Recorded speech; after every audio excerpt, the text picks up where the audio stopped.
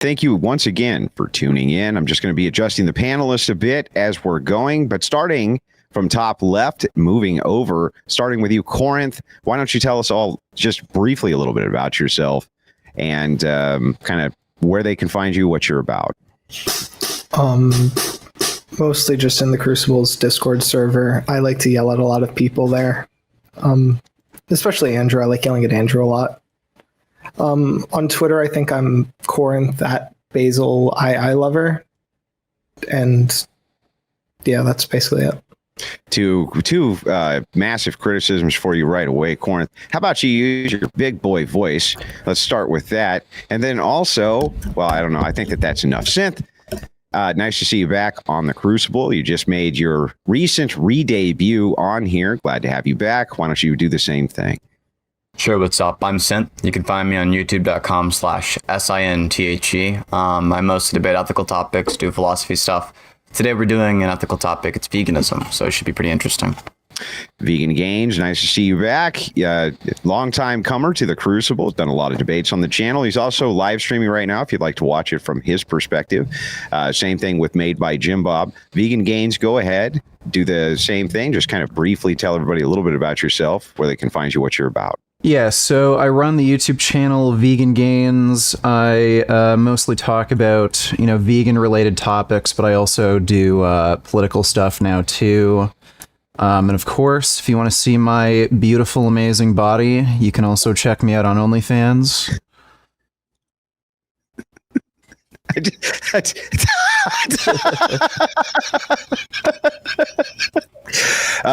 Jim Bob, nice to see you back on the Crucible. I've done a lot of content with Jim Bob, a long-time debater on this channel. Go ahead, do the same thing. Take a minute, tell everybody where they can find you, a little bit about yourself. Made by Jim Bob. I'm mostly a political cartoonist on Instagram and other avenues.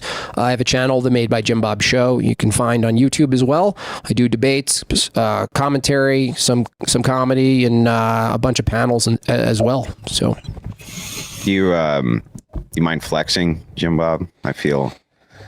I think I got the best bicep. Vegan Gains wins that one. Yeah, I think he wins that one too.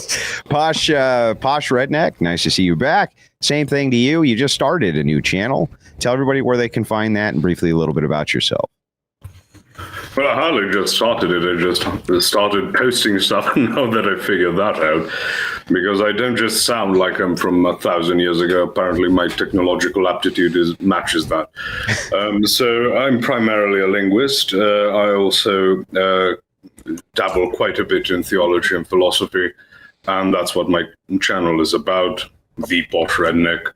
And on Instagram, _Posh_Redneck. And I'm about to go back into making memes because I sure like it. I don't know why I haven't been for a while. So that's a mystery for all of us. And that's about it for now. Can you tell the audience whether or not your facial hair grows in all white trashy like that just because that was the gift from God? Or do you have to actually shave it into that shape? Well, the biggest reason is that my brother stole all the facial hair genes. He's got a full beard, full mustache, and so as a younger brother, I'm sort of, condemned to deal with the leftovers. So here I am, looking rather Mongolian, but that's what I have to deal with. Well, fair enough. And then Alex PWF, you see a lot of crossover content between our channels as well. No stranger to the Crucible.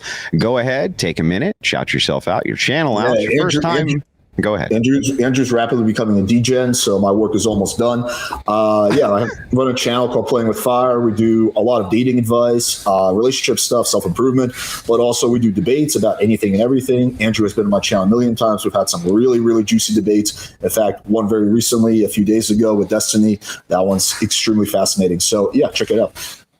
Okay, guys, really, really appreciate those intros. Now I'm going to run this fairly tight just in the intro portion here. I'm going to give each person 3 minutes, which is not a lot of time, to kind of summarize your position before we enter in to the back and forth. I'm going to start with the left side. And Synth, why don't you kick it off for us? 3 minutes on the clock. Go ahead. Sure. So the current treatment of animals is one of the most obvious moral failings our society currently deals with. This shows in the really silly arguments people make regarding veganism. Just think of how silly some of these arguments are. The arguments against veganism are. Imagine someone thought it was wrong to torture dogs for trivial pleasure in the same way that vegans think it's wrong to torture pigs and so on for the trivial pleasures of eating meat. And now imagine somebody told those anti-dog torture advocates things like, well, dog torture is really convenient and stopping it is hard. Well, that wouldn't matter. If it's true or false, that's still dumb. Well, if I stopped torturing dogs, other people would still torture them anyways. Well, that doesn't matter. Obviously, you torturing the dog is wrong even if other people are also doing it. So, well, dog torture is necessary for my health. Well, once again, this is obviously false. There are plenty of people who are healthy and don't torture dogs, so it's clearly not necessary. But if it was true, still wouldn't matter. It would be wrong to torture dogs even if it was necessary for your health. As long as you can survive without it, even if you had to be unhealthy, still wouldn't matter. But on the other hand, the positive argument for veganism is pretty simple. Causing lots of suffering for trivial pleasure, like whatever taste differences you think exist between an Impossible Burger and the normal burger, is wrong. Now let's try to think about what it is that makes some species special.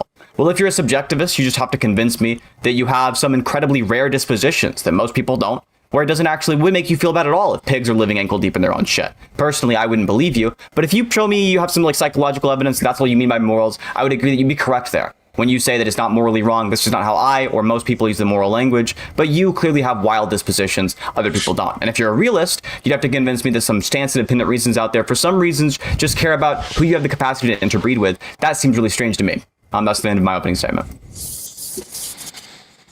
Damn, short and to the point. Okay, moving over to Corinth. Go ahead. You have 3 minutes on the clock whenever you're ready.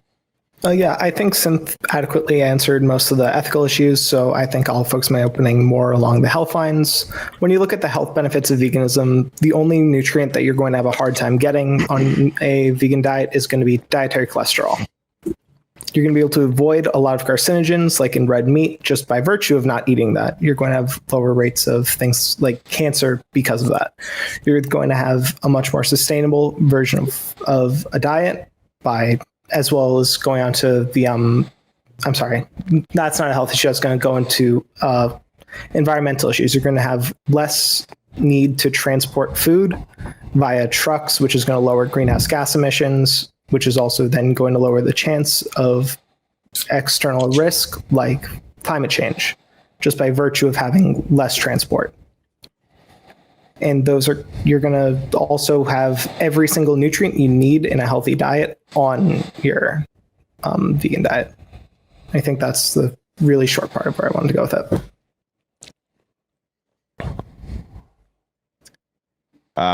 it.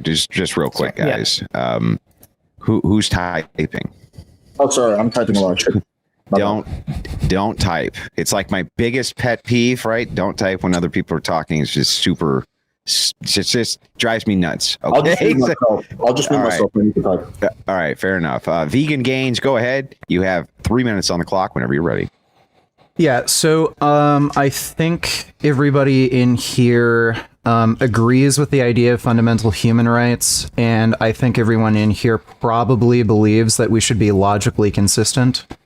And I believe veganism is merely a logical extension of human rights. So for the same reasons you would grant a human a right to life, I believe animals are also, or should also be granted that right to life. And if somebody believes that animals do not deserve that right, then they need to point out the differences between humans and animals that would justify that. But in order to be logically consistent, you must also agree to take away the rights of human beings if they lack those traits that animals are lacking to justify taking away that right to life. So I don't think there's any way to justify taking away animal rights and not granting them human rights without also taking away rights from some humans. So I think that's something that we're going to have to discuss tonight. And as far as the health part of this, it's pretty obvious to me in the research and the data that vegan diets are perfectly healthful for all stages of the life cycle. It also confers health benefits. Vegans tend to be at a healthier body weight. They have lower cholesterol, lower blood pressure, lower instances of diabetes, obesity. and they tend to live a bit longer than the general population. And find any evidence of it, you can also be a jacked son of a bitch on a vegan diet, and you can get all the protein you need. So that's my opening statement done. Okay, then moving over to the right side of the panel, we're going to start with you, Jim Bob. You have 3 minutes on the clock. Go ahead when you're ready. Okay, I've debated some vegans before. A lot of these arguments are the same as what are being posed today.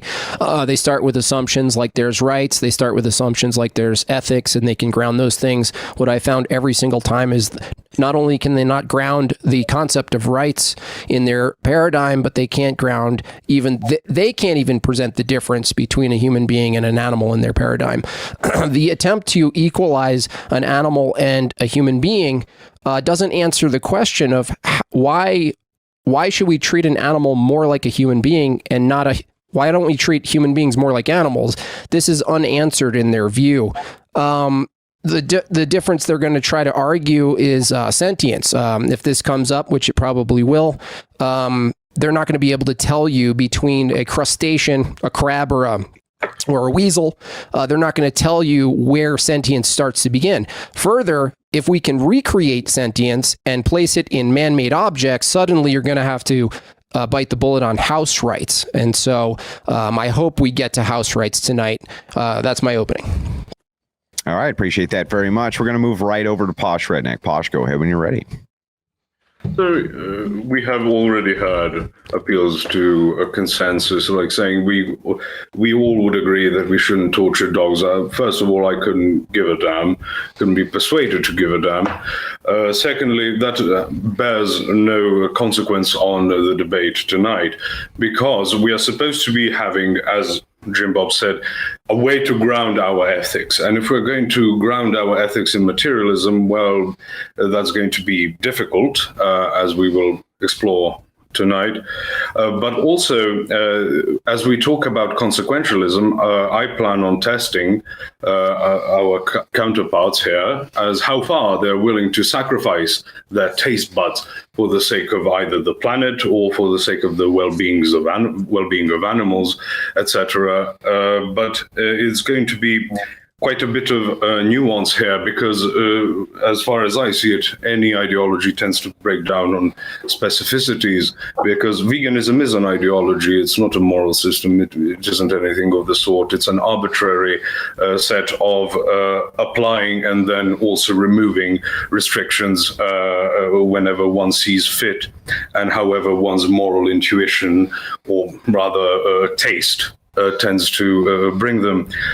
So, not much for an opening statement. I wish to do most of make most of my points in the exchange. Understood. And then finally, Alex, last but not least, go ahead. You have 3 minutes on the clock. Saving the best for last. So I'm going to argue mainly from a health perspective, since that is my main disagreement with veganism. While being vegan is better than the standard American diet, it is far, far from optimal. That is why there's a bunch of ex-vegans, people who became vegan, they were, happy with it, and eventually developed health issues. There's a massive amount of people who went from being vegan to being paleo.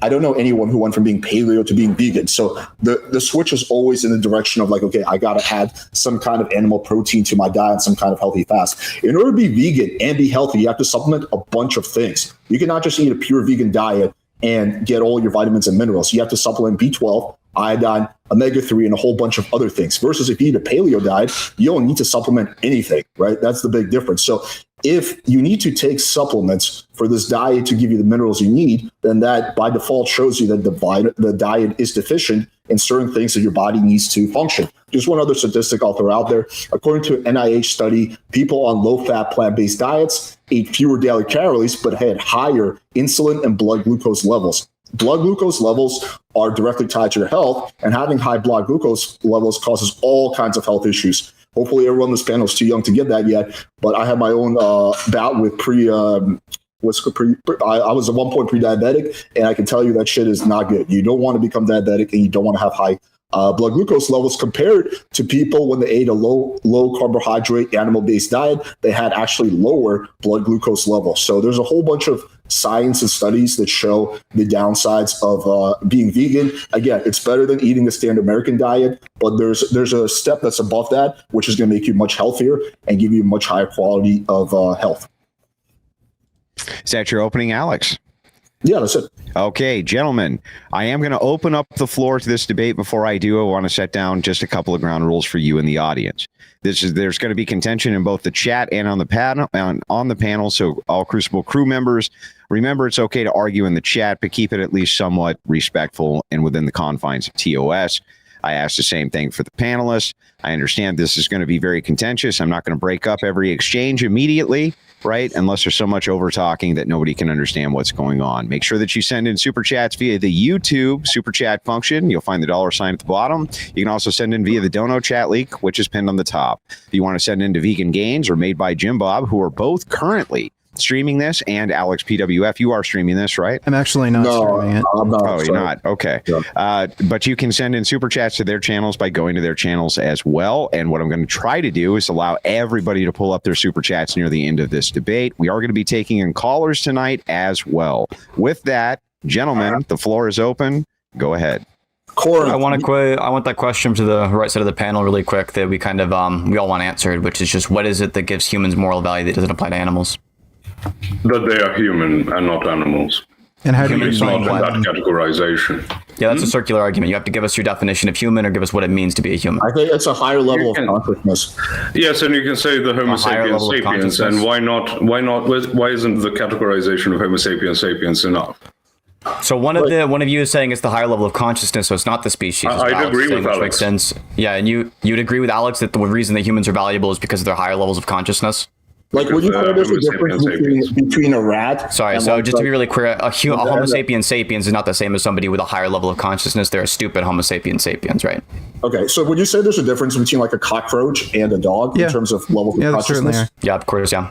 So following that logic, why would humans not be even higher levels of consciousness since we learned how to use tools? The average human is. Right, our view is the average human is. There are some humans who are dumber and we don't think they should be tortured. And you don't think they should be tortured either. So clearly it's not the higher level of So it's the cat. So then go with the category then of human being. Then you're stating the argument. It's higher Homo level sapien? of consciousness than an animal. So Homo sapien is the trait? No, that's a category. Traits are within a category. Right. It's not the reasoning isn't the trait itself. Categorizations are based on traits. Yeah. Yeah, they're not the same as traits though. All right, so let me pose the question like this. Categorization. Let me pose this question. You have a gun to your head. There's two buns. First bun is one human being dies. I kill the animal. Five cows die. Well, it depends on the five human cows being. die. I think it would depend on the human being, but I think I would lean towards killing the 5 cows.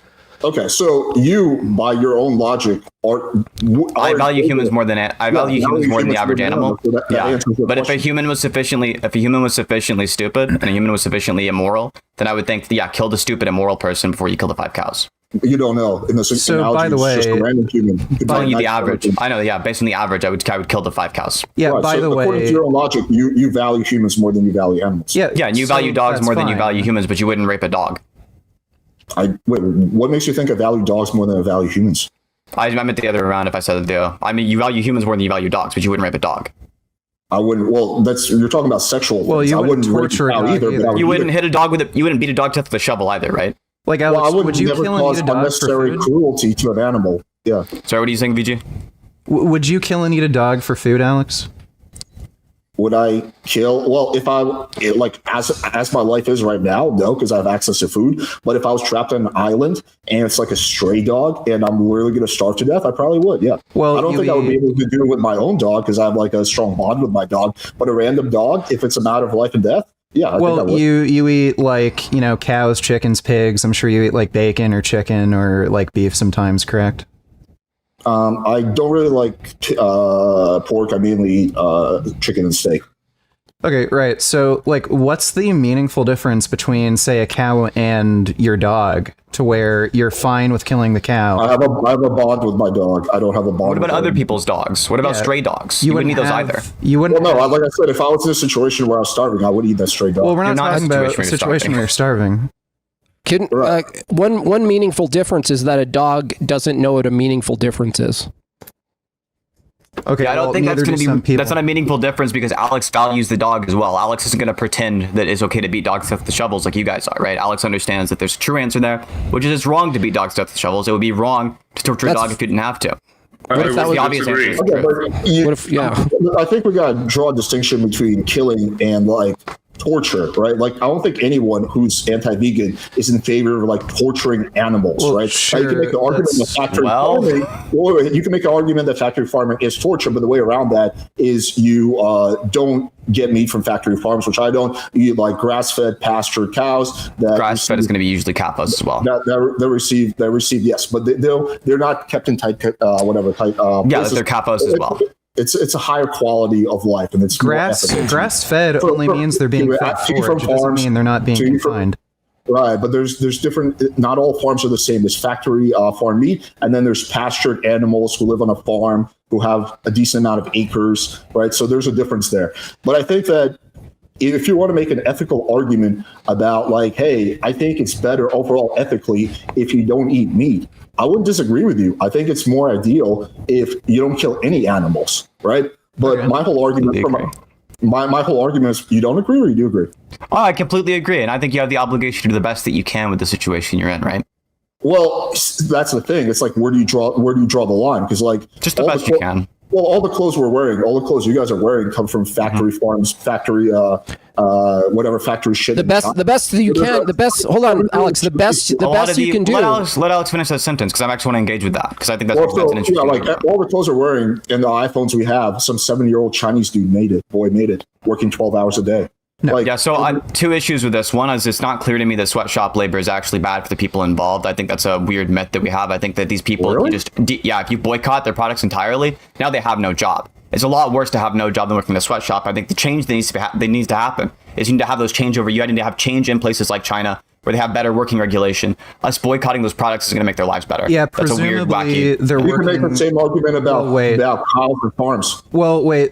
Presumably people are working the best jobs they can, so they're choosing a job that makes the most amount of money, has the best working hours, so forth. So, if you were to boycott something like iPhones that are made by Foxconn in China, yeah, the workers are being mistreated there, but if you were to boycott them, then again, presumably they'd choose a worse job that has worse pay, worse working hours. So the only way to really deal with problems like that is changing labor laws in those countries, not boycotting whatever product they're producing. So, like, do you have any evidence that boycotting a product like an iPhone would actually improve the working conditions for these workers? I'm not actually advocating in favor of boycotting iPhones. I'm saying that there's blood on all our hands, figuratively speaking. Well, the claim here is that Well, wait a second. The claim here is that through our own actions, we're actually worsening the lives of somebody else. So do you have any evidence that if boycott iPhones... I'm not saying directly. Obviously, one person using an iPhone, not using an iPhone doesn't directly change anything. I'm talking about we're participating in a system that hurts other people, and meat is no different. Sure. If I stop eating meat, how's that? Do you think that's actually going to make any kind of change to the life of a cow? That actually, it provably will. You will save roughly in the neighborhood of. If you eat an average amount of meat, you'll save roughly around 100 animals per year. So yes, that would make a difference. What if you just die? How much would that save? If you just died, didn't eat anything. Probably a net negative for the world if you die. It's probably a net negative. How do you know that? A lot of good because you can do a lot of good with your life. No. How do you know? No, I didn't ask. I asked, how do you know? I'm telling you, yeah. The ways that you know that is because we have plenty of empirical data that shows that you can do plenty of good with your life through things like listen, Jim Bob, listen, middle of a sentence, right? So listen to the answer if you want to hear the answer. It's going to be a 9-minute sentence. 9 minutes. It's not a 9-minute sentence. I talk really fast. A 9-minute sentence for you is like a 9-second sentence for me. So just listen to the answer. So the answer to your question is there are plenty of sources of empirical data that we know show that you can have a positive impact in your life. That would be better to have you around than not have you around. Like, for example, the data that GiveWell has on the amount of lives that you can save for just $3,000, right? For $3,000, you can save one human life. You make way more than $3,000 in the course of your lifetime. Clearly, you could do more good with your life than dying would do. Would you agree, though, we all have blood on our hands by participating, figuratively speaking, participating in modern? No, Really? so again, Alex, if you're going to claim that we're contributing to a system that abuses other human beings through bad labor, can you prove to me that through some means my me buying a certain t-shirt or me buying an iPhone actually worsens their living conditions, and by me not buying those things would improve their living conditions? Yeah. So, for example, if you were to buy, instead of buying like a t-shirt that's made in a sweatshop, if you were to pay extra money and buy a t-shirt that was made ethically or soap that was made ethically, yes, it would be the same logic as you're using for the cows. You're taking away demand. You're taking away demand for something that's unethical and putting it for something that's more ethical. So again, how would me not buying, say, an iPhone made in the factory at Foxconn where workers are being treated, how would that improve the lives of those workers? Because again, presumably they're working the best job that is available to them. So the iPhone is a tough one because there's really not much competition. I think pretty much all of the cell phone companies do it the same way. So that's a tough one. I could just buy no cell phone. Let's assume that was the alternative. Yeah, I mean, I wouldn't say that's really practical. But if we take something like I could live without a cell phone. Okay, fine. But if we take something more reasonable like T-shirts or soap or anything along the lines of that, yes, there's people who create that stuff ethically, and there's people who do it in sweatshops. So by taking your money out of the unethical business and putting in an ethical business, yes, you're going to make the same difference as you would by not eating a cow. Well, I just find no, you wouldn't, because again, the only crime is in eating animals, but not in any of the other things being a human. So again, in the t-shirt analogy, if I were to stop buying unethical t-shirts, quote unquote, and buy fair trade t-shirts, how would that improve the lives of the people making the unethical, quote unquote, t-shirts? Well, because the people who are making them ethically would have extra demand, so they can hire more people. So then the people who are making them unethically, those businesses will go out of business, and so they can move over to the place that's doing it ethically. So all of these t-shirts that are being made in these quote unquote sweatshops, they're going to be in poor places like India. A lot of the fair trade labor is just going to be in wealthier countries like in South America. So you're not actually giving an opportunity for the laborers making t-shirts in sweatshops to actually move to another country to work in better conditions. In pretty much all these countries, there's people who have businesses who do it ethically. Are you saying like in India or in China, there's no one out of like 1 billion people who manufactures things ethically? I'm sure there's a bunch. I don't even know how you really define a sweatshop exactly, because people are going to have different levels of pay, different like hourly wages. I don't even know how exactly you're defining a sweatshop. Like, what is considered fair trade even? I think we can all intuitively figure out what a sweatshop is. We're talking about horrible. I have a way to figure this out, Alex, and maybe it'll bridge the gap. Horrible may be different than mine. You may think I have a way to bridge the gap here. Maybe get you to understand where we're coming from. 10 hours a day is fine. I may think like, no, 10 hours a day is too much. Hang on, Synth. Let them finish their exchange, and I'll let you get in. Okay. I think we can all intuitively envision the idea of like a sweatshop where people are being exploited, where people are working crazy hours, not getting paid for shit, where they're getting injured, where kids are working. I think we can all picture that. So let's imagine, Alex, we have 2 shops in India. One is to be unethical and treats their workers badly, and one treats their workers much better. Now, why is it the case with the ones that treat their workers badly? Why do they have any employees at all? Why don't they just go to the ones that are treating the workers better, Alex? Because the ones that are treating workers better are not hiring right now, because most people exactly right. But if you stop buying from the place that treats their workers unethically, they'll have less money, right? So they'll either go out of business or they won't be able to hire as many people. And if you're giving your money instead to the people who are doing it ethically, now they have more money to hire people. The shops that treat their workers more poorly are the ones that are able to sell cheaper products on average. That's the reason why countries in these really poor regions of the world generally have worse working conditions, is because they have to make ends meet over there. It's really difficult to, if it's the case that you're trying to compete with the same price points the shops in the first world or even higher end shops in places like India do.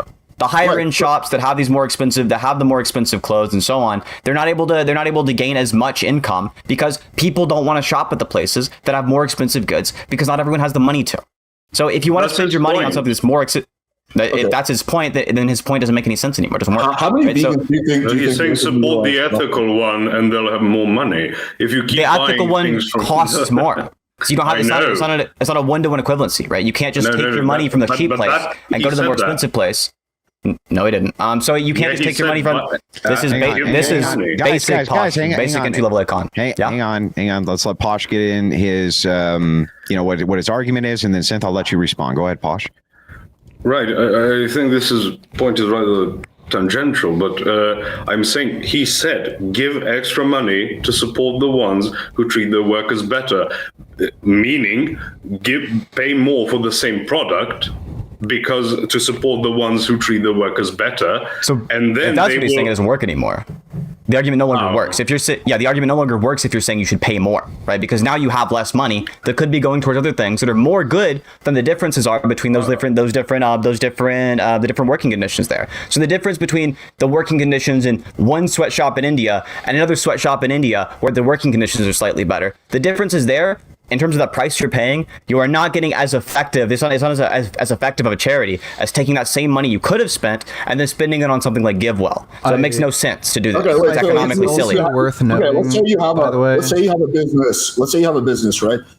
Then are you okay with the business just taking all its fucking waste and dumping it in the river because it's cheaper? Well, why? It's cheaper. Yeah. Because I want government regulations to stop them from doing that. Boycotting them wouldn't be that effective. Boycotting them wouldn't be that effective. Let's assume Trump. I don't know how much I can say about it. Let's assume we have a president who guts all the. Well, that's kind of already happened to some extent. That gets rid of all the regulations, right? So companies actually have the option of dumping. So then you would not be okay with it, or you would be okay with it? I'd probably buy the cheaper product still, and then what I would do is with my excess money is then put that towards political campaigns that can then fix those bad regulations. Yeah. By the way, I think it's worth noting that. But just you're because directly supporting a company who's doing that. I think it's worth noting that just because working conditions are poor, it doesn't mean rights are necessarily being violated. Like buying, I don't know, from Walmart, you would imagine the workers aren't being treated as well as buying from a more high-end boutique store. So again, as long as the workers are getting paid, I don't. Again, it's hard to really make an argument that you're supporting rights violations of somebody when you buy certain clothing. Hold on, Alex. Alex, you've been talking a lot. Just calm. Yeah, but he's making real arguments. Shut up, Synth. Shut up. Neither of you made Shut up. I'm talking, Synth. Shut the fuck up. I'm talking. You got upset. You got upset. I interrupted you, right? I got interrupted. Okay, shut the fuck up. Okay, shut the fuck up. And you're freaking the fuck out. I'm making fun of you for freaking out. I'm trying to talk. It's hilarious. Shut up. I know you're freaking the fuck out. Vegan gains. You said rights, right? Yeah. Don't you take the position that animals violate other animals' rights? Yeah, certainly. Okay, so given all the argumentation you just had about the good and the bad and ethical and waste and all this stuff, this topical stuff you guys are talking about, the fundamental assumption underneath it that none of you vegans can justify is rights, first of all, for humans, but second, rights for animals. Like, how many of the vegans on the panel tonight are supporting the intervention of animal to animal violence? So do you think it's a problem when a pit bull attacks a human being? I didn't ask for a question. I asked you, right, do you want to intervene? I'm going to clarify. Are you going to answer the question? Yeah. Are you going to answer the question? I am answering it, and I'm making a point right now. So if a pit bull were killing like a child, so a pit bull were mauling a 3-year-old, would you want to intervene in some way? I would intervene, yes. Okay. Right. So would I. Okay, I'm not talking. I said animal. What was my question? Well, animal human to beings animal are also animals, and if so what's the meaningful distinction? Between an animal and a human? If a pit bull were mauling a child, I would want to intervene, and if a pit bull were mauling another dog, I would want to intervene. How about a crab? Sure, I suppose. You're going to intervene. How about you, Corinne? Are you going to intervene with a dog and a crab? If it was convenient and practical, yeah. Okay. All of you are going to intervene with dog crab? If a dog was ripping apart a poodle, I'd want to intervene. I said crab. I don't care if you said crab. I answered your crab question. You fucking idiot. The question is crab. This is brain damage. The question was animal on animal violence. You also asked the crab question. You didn't answer the crab question. The question was if it was convenient. The answer to your question was already given to you by two people already. No. If it was inconvenient, would you do the moral thing and intervene? We don't have to. It's not the moral thing if it's impractical. We don't have to intervene. What's practical is moral? Yes. So you have a practical duty to do what's moral. Yes. Hold on. No, that's circular. Hold on. That's totally circular. That's not circular. Yeah, it is. Formalize circular. You don't know what circular is. I'll clarify. Hold on. Let me respond. Okay, go ahead, vegan. My position for you. I don't feel that there's any moral duty to intervene. I think the only moral duty you have is to not violate the rights of others. So if you see a pit bull mauling a 3-year-old, I don't think you have any kind of duty to intervene. But if you do, that's a moral good. But I don't think you have any moral duty to do so. So you're describing it as a good, but you ought not, or it doesn't matter. There's no ought, you're saying, in your system. Yeah, in my view, so long as you're not the one attacking the child, then that's fine. But if you're witnessing a rights violation, it's a moral good to intervene, but you don't have to, in my opinion. Okay, so I think and then clear up some of the things you're asking. Thank you. And Synth, you said what's practical is good, and I said, well, practical is given by goals, right? And goals are arbitrary. No, goals are not arbitrary. Goals are not arbitrary? No, I'm a moral realist. Vegan gains is obstructed. Listen to the answer. Listen to the answer. No, you hold on. Listen to the answer. You ask. Goals are not arbitrary. Goals are not arbitrary. You freak out because somebody's answering your question. Because it's so fucking stupid. Listen. Everything you said is stupid. You have a double-digit IQ. There's no reason for you to call other people stupid. Listen to the answer your question. Listen. Yeah, I know you're having trouble tracking because I talk fast and you think slow. So calm down. Listen. Relax. It'll be okay. It'll be okay. You have a whole panel, Jim Bob. Tell me how goals are not... Jim Bob is having the ethics divinely revealed to him on the spot as we speak. Synth, tell me Listen, Jim Bob, don't ask me to tell you anything. I'm telling you the last answer to your question. Tell me how goals. I'm telling you the last answer to your question. I let it go, guys. I let the exchange go. By the way, I love this shit. We all know we love this shit, but let's back off because now, it's incoherent. People can't understand. Synth, we'll start with you. To answer the question, go ahead. Sure. So the reason why goals are not arbitrary, and the reason why I as a moral realist don't think so, is because I don't think that goals can be coherent if they're arbitrary ones. I think that goals have to be grounded in a realist ethic. Now, if you're not a realist, if you have the same position Vegan Gains does, then you can say goals are arbitrary, but Vegan Gains ethics and mine are different. It's just that from a moral realist perspective and from a subjectivist perspective, no matter what your meta ethic is, you should be able to converge on the obviously correct conclusion, which is veganism. Now, and go ahead and ask your next question, Jim Bob. So how are goals... not arbitrary? I just answered this question. No, you just use your memory to remember what I just said. How? You just claimed that they are again. Because they have to be grounded in a realist ethic. Do you pay attention? Okay, so my goal, let's take two separate goals. No, I did answer, just for the record, you asked that question after I already answered it, right? I need clarification. Yeah, and it was really stupid of you to do that, right? Calm down. I'm pretty calm, right? You've been spazzing the entire debate, right? I'm just bossing you around now because you're a dumbass. You can't do it. You're getting piped down because you're getting the question. You're getting bitch made by a vegan. There you go. Just keep avoiding. You're getting bossed around every time I talk. You pipe down like a bitch. Are you ready? Are you ready to listen? I've been ready this entire debate, but you've got no arguments whatsoever. The only person on your team who's made any arguments whatsoever has been Alex so far. What you've done so far is spazz out and get angry. You're going to keep it. I'm not going to let you do anything. I'm not going to let you do anything. Here we go. So if I have a goal, I'm letting you. Go ahead. If I have I love you, buddy. If I have a goal that's different than yours, and my goal is to eat meat this week and yours isn't, how is it that these contradictory goals are not arbitrarily developed? So I don't think that your goal is coherent. I don't think you have a goal there. Whether something's coherent and whether it's arbitrary are not the same definitions. Yeah, I didn't say it was. You just did. Yeah, you just did. Repeat back to me what I just said. I just said, how is it my arbitrary? No, not what you just said. What I just said. You said because they're not coherent. You don't remember? Your goal's not coherent. No. That's what you said. Your goal's not coherent. I'll repeat it back to you again. The reason... Oh, what's up, man? So the reason why it's important that your goal isn't coherent, the reason why I tied that back into the argument that you forgot, is because if your goal is not coherent, then you don't have a goal at all. You have no goal. What? There. The only way you can have a goal is to have a coherent one. If what you're saying is incoherent, you're not saying anything at all. You're just making word sounds. Okay. Can I have a goal to be Can I have a goal to be incoherent? As incoherent as possible?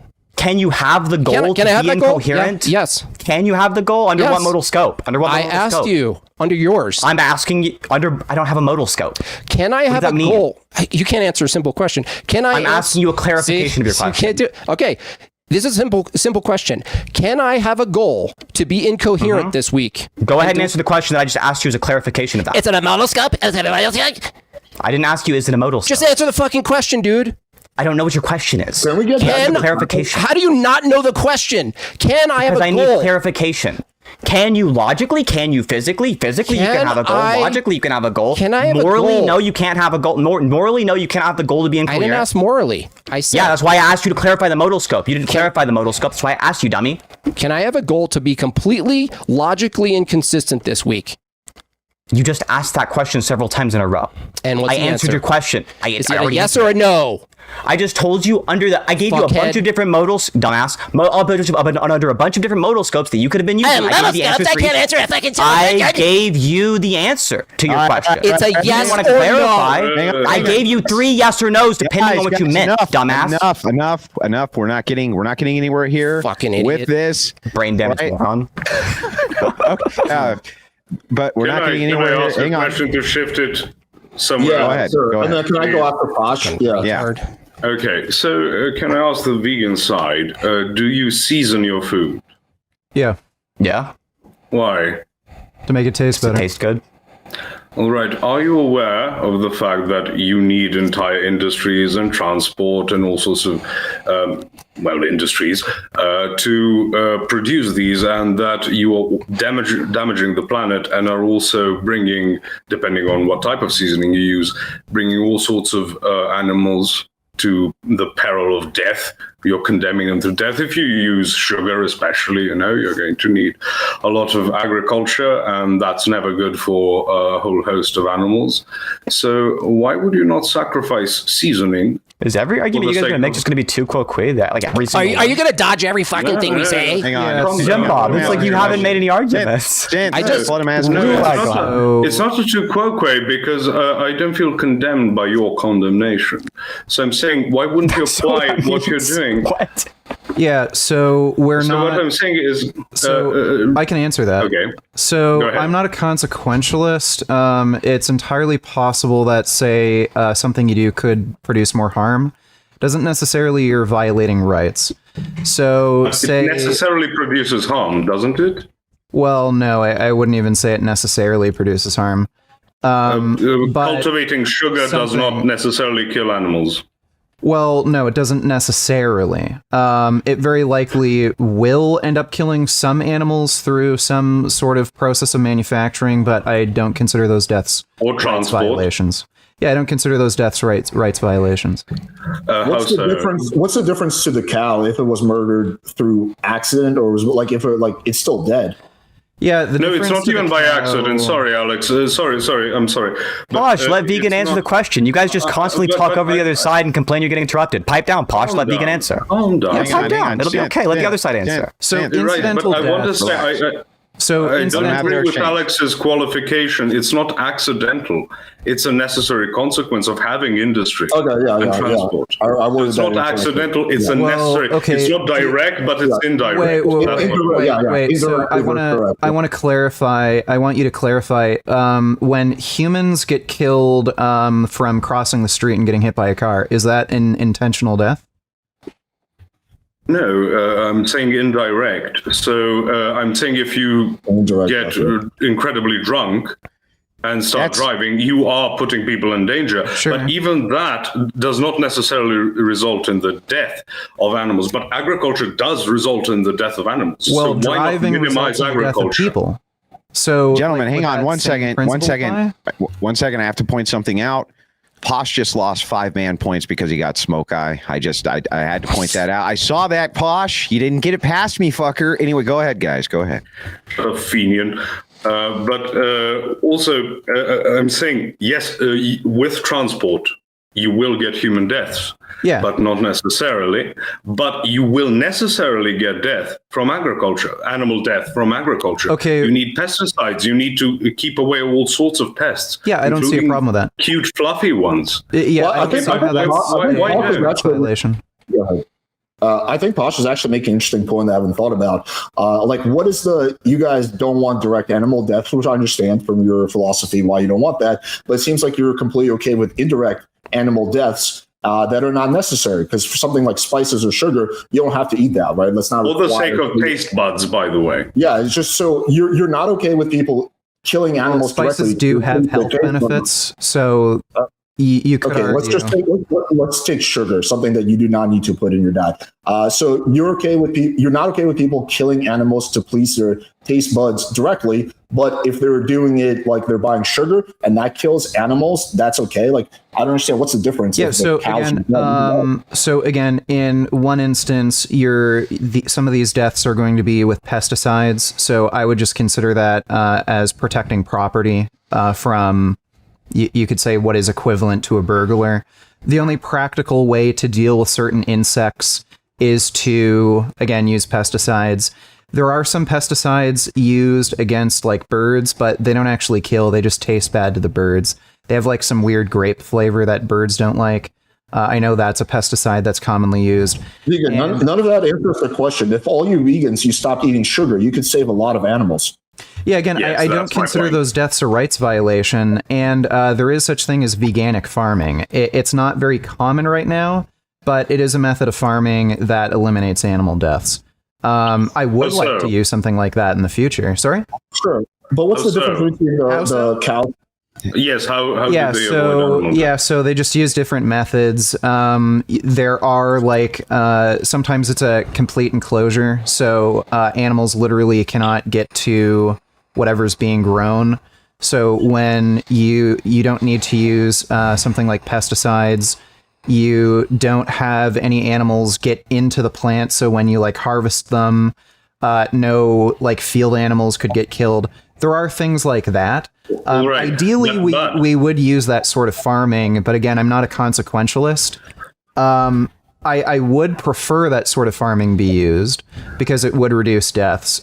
So that would be a moral good, but I consider it morally neutral if animals do die from incidental deaths on a farm. So I don't consider those deaths rights violations. So I don't have a problem with it. All right. I'm having a hard time understanding. what Sorry, the just let me difference finish is. my line of argumentation. I'm sorry, Alex.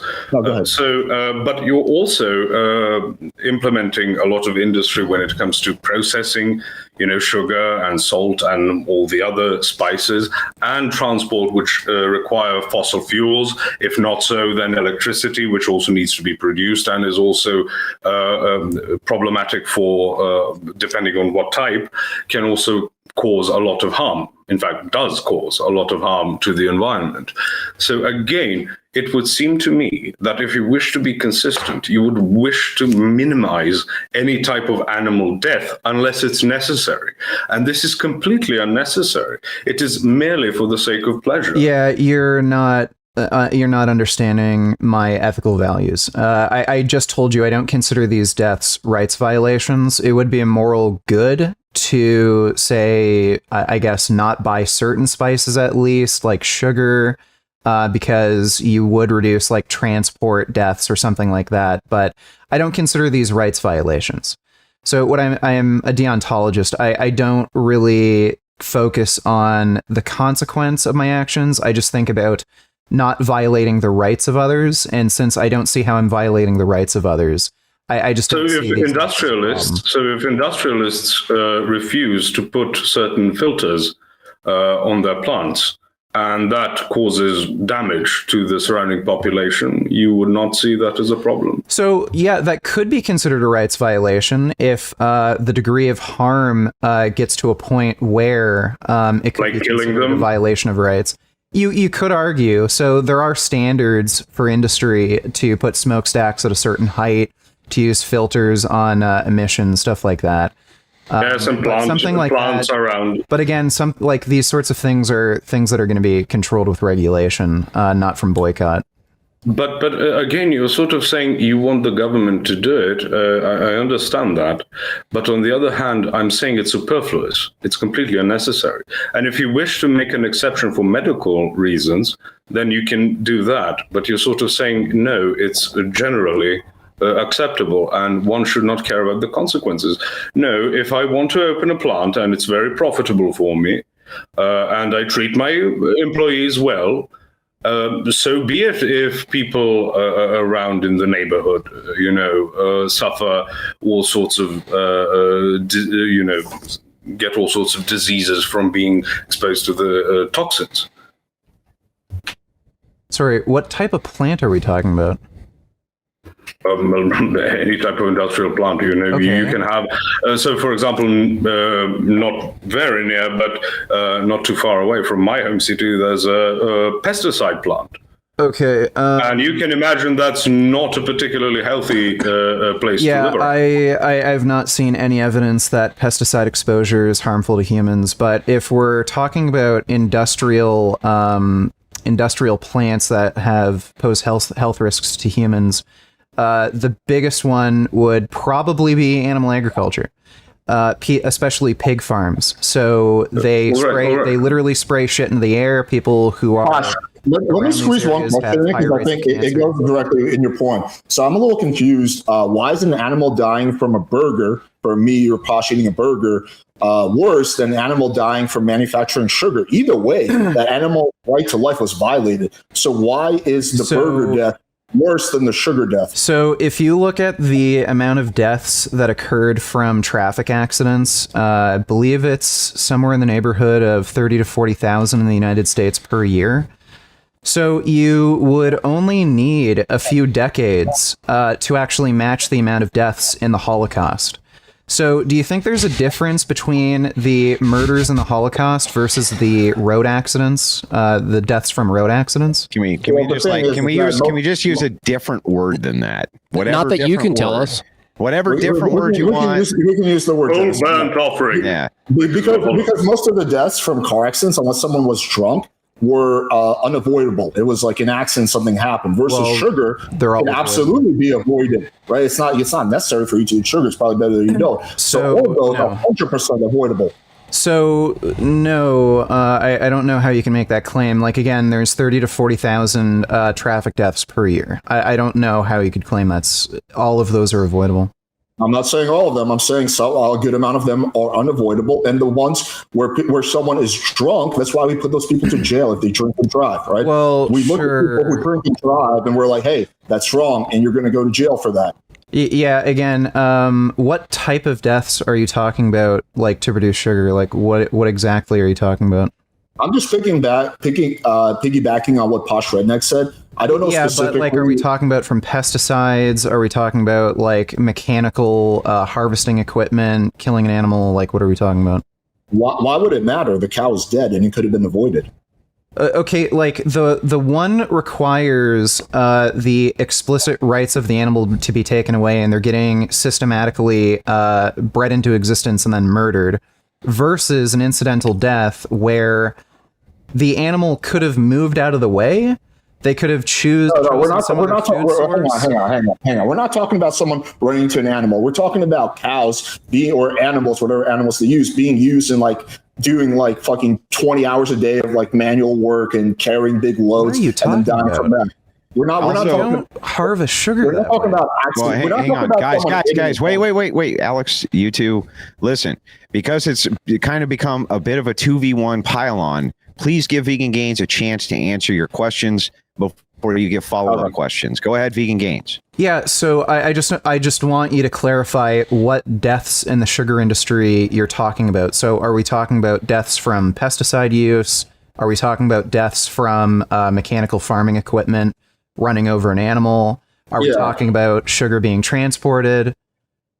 So I think Posh can answer that question better because I was just piggybacking off his point. So any of those, but we're not talking about you having a garden to sustain yourself, right? We're talking about, that's why I specifically mentioned spices. Sure. I'm not going to say why do you have potatoes, right? You need to eat something lest you die. So that's why I'm saying, if you're going to have sugar, I could also say, why do you fry your food? If you fry your food, you need to get oil. If you want to have oil, you need to get plants to extract the oil from. And you also have the same problem, right? If you just boiled your food and not seasoned it, you would have a far smaller impact on your environment.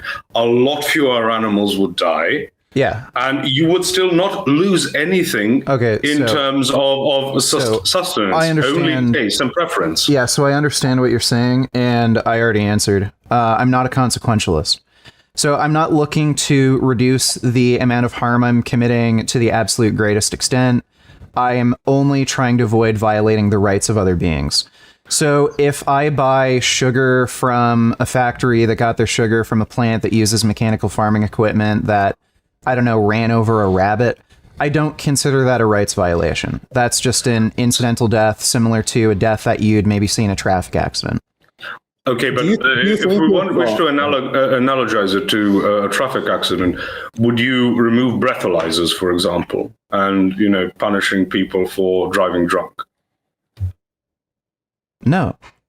Where's the Because connection I there? would There's just consider no that a rights entailment. violation through clear actions you committed. You were driving so dangerously to where your actions basically practically intentionally caused a death. But that's what I'm saying. You're doing something completely unnecessary and endangering other living beings. Well, and you people no. would have a much closer understanding of the value of humans and animals. If you wish, non-human animals. I'm trying to be very colloquial about it. But why? Yeah. So Why? again, What? yeah, I so- know it increases the chance, and that would be the same thing I with think- you wanting I think- agriculture for pleasure. Yeah, so again, I think I've answered this well enough, and if you can't understand, I think we should just move on. Again, right. if you were to say get into a car, drive drunk, or drive blindfolded, that sort of action is so negligent that you could argue the outcome of that is intentional. The chances of you running somebody over, getting into an accident, or killing somebody are so high, and your actions are so negligent that the reason we consider that criminal is because that action basically intentionally led to harm or death. Again, if you were farming and it's for the purpose of like producing food or producing sugar or what have you, any agricultural product, that's not negligence. So if an animal were, say, in like the bushes or something, not moving out of the way of mechanized farming equipment, it's not really the person's fault. There's no like act of negligence on their part. So I don't consider that a rights violation. Why not say the same thing about humans not moving out of the way of a car coming out? Well, certainly, if it's Yeah, if somebody's dark at jaywalking, night- vegan games would say that. Yeah, so I understand, but also drunk people run over people who are on the pavement, not necessarily even on. Which is to vegan games' point. That's why that's wrong. Why exactly, you're but- violating but- people's rights by being drunk, or you're not tracking at all. You're violating somebody's rights by being drunk. I understand, But you're not violating but- somebody's rights by not being drunk and just driving your car normally. If you reduced the area you needed for agriculture, a lot fewer animals. Well, yeah, you would. find And again, themselves in if a you're gonna use that predicament argument, where they would be destroyed by mechanized. yeah, farming so equipment. we could use less agricultural land than we use today if we move to a completely plant-based food system. We'd be able to. And use even at least further, 4 if times you less gave land. up on sugar and oil. No, I don't How see no? how that would be the How case no? because those are calorie sources. And right, but it's extremely Doesn't matter for dense. solar animals, but Anything never is mind. bad for you. You don't need sugar. Well, you don't need any particular It's food. bad for you. You can make do that need Exactly, but protein. you Gentlemen, don't gentlemen. need You need sugar. vitamins. Hang on, nutrients. Yeah. gentlemen. Listen, we're false an opinion. hour in. I'm going to move the topic along Yeah. so that we can get to some of these other kind of segments here. Okay, we are going to move this back into ethics a little bit later in the debate. I promise all of you that. In about a half hour, we'll move into that. But for now, kind of staying within the line, this is something which does come up. And again, this is a broad topic. Corinth, you need to shut the fuck up. You've been talking way too much tonight, and I'm sick of you already. Now, moving into this, try to understand that one of the huge things which is very contentious here, and I've heard this many times from Carnus, is kind of this field death operation around animals. Is it really more merciful to the animals, based on, this type of cropping and sharecropping and things like this? This is a good segue, I think, into that particular topic, considering that we started with the spices. I'm going to let the vegan side open. Corinth, who has not shut up the entire night, we're going to start with you, and let's kind of see where this goes. Go ahead. Yeah, so when we're talking about things like moles, voles, and roly poles getting torn apart by the tractors, it's generally going to be necessary either on a carnivore system or a vegan system. So if we're looking through consequentialism, it's not going to lower the necessary amount of deaths by just saying you're being vegan. And that's the issue that this criticism generally runs into. You need to end up starting to implement systems of entirely going onto pasture-raised farming and or grass-raised farming, and that's generally just not the case that we end up being seen, and it's just used as a tu quoque fallacy. But Corinth, do you not see the point of me bringing up spices specifically? Because you don't need them. You don't need We're salt. not consequentialists. Yes, you do need. No, I am. No, I'm sorry. I'm sorry. There's a I've difference in the asked views Corinth. between the. I've asked Corinth just to hear his perspective. I've heard yours. We disagree, but I've heard it. Okay. So I'd like to hear his. So do you not see why I mention things like sugar, things like oil? Right here in Eastern Europe, the basic source of oil is sunflower seeds.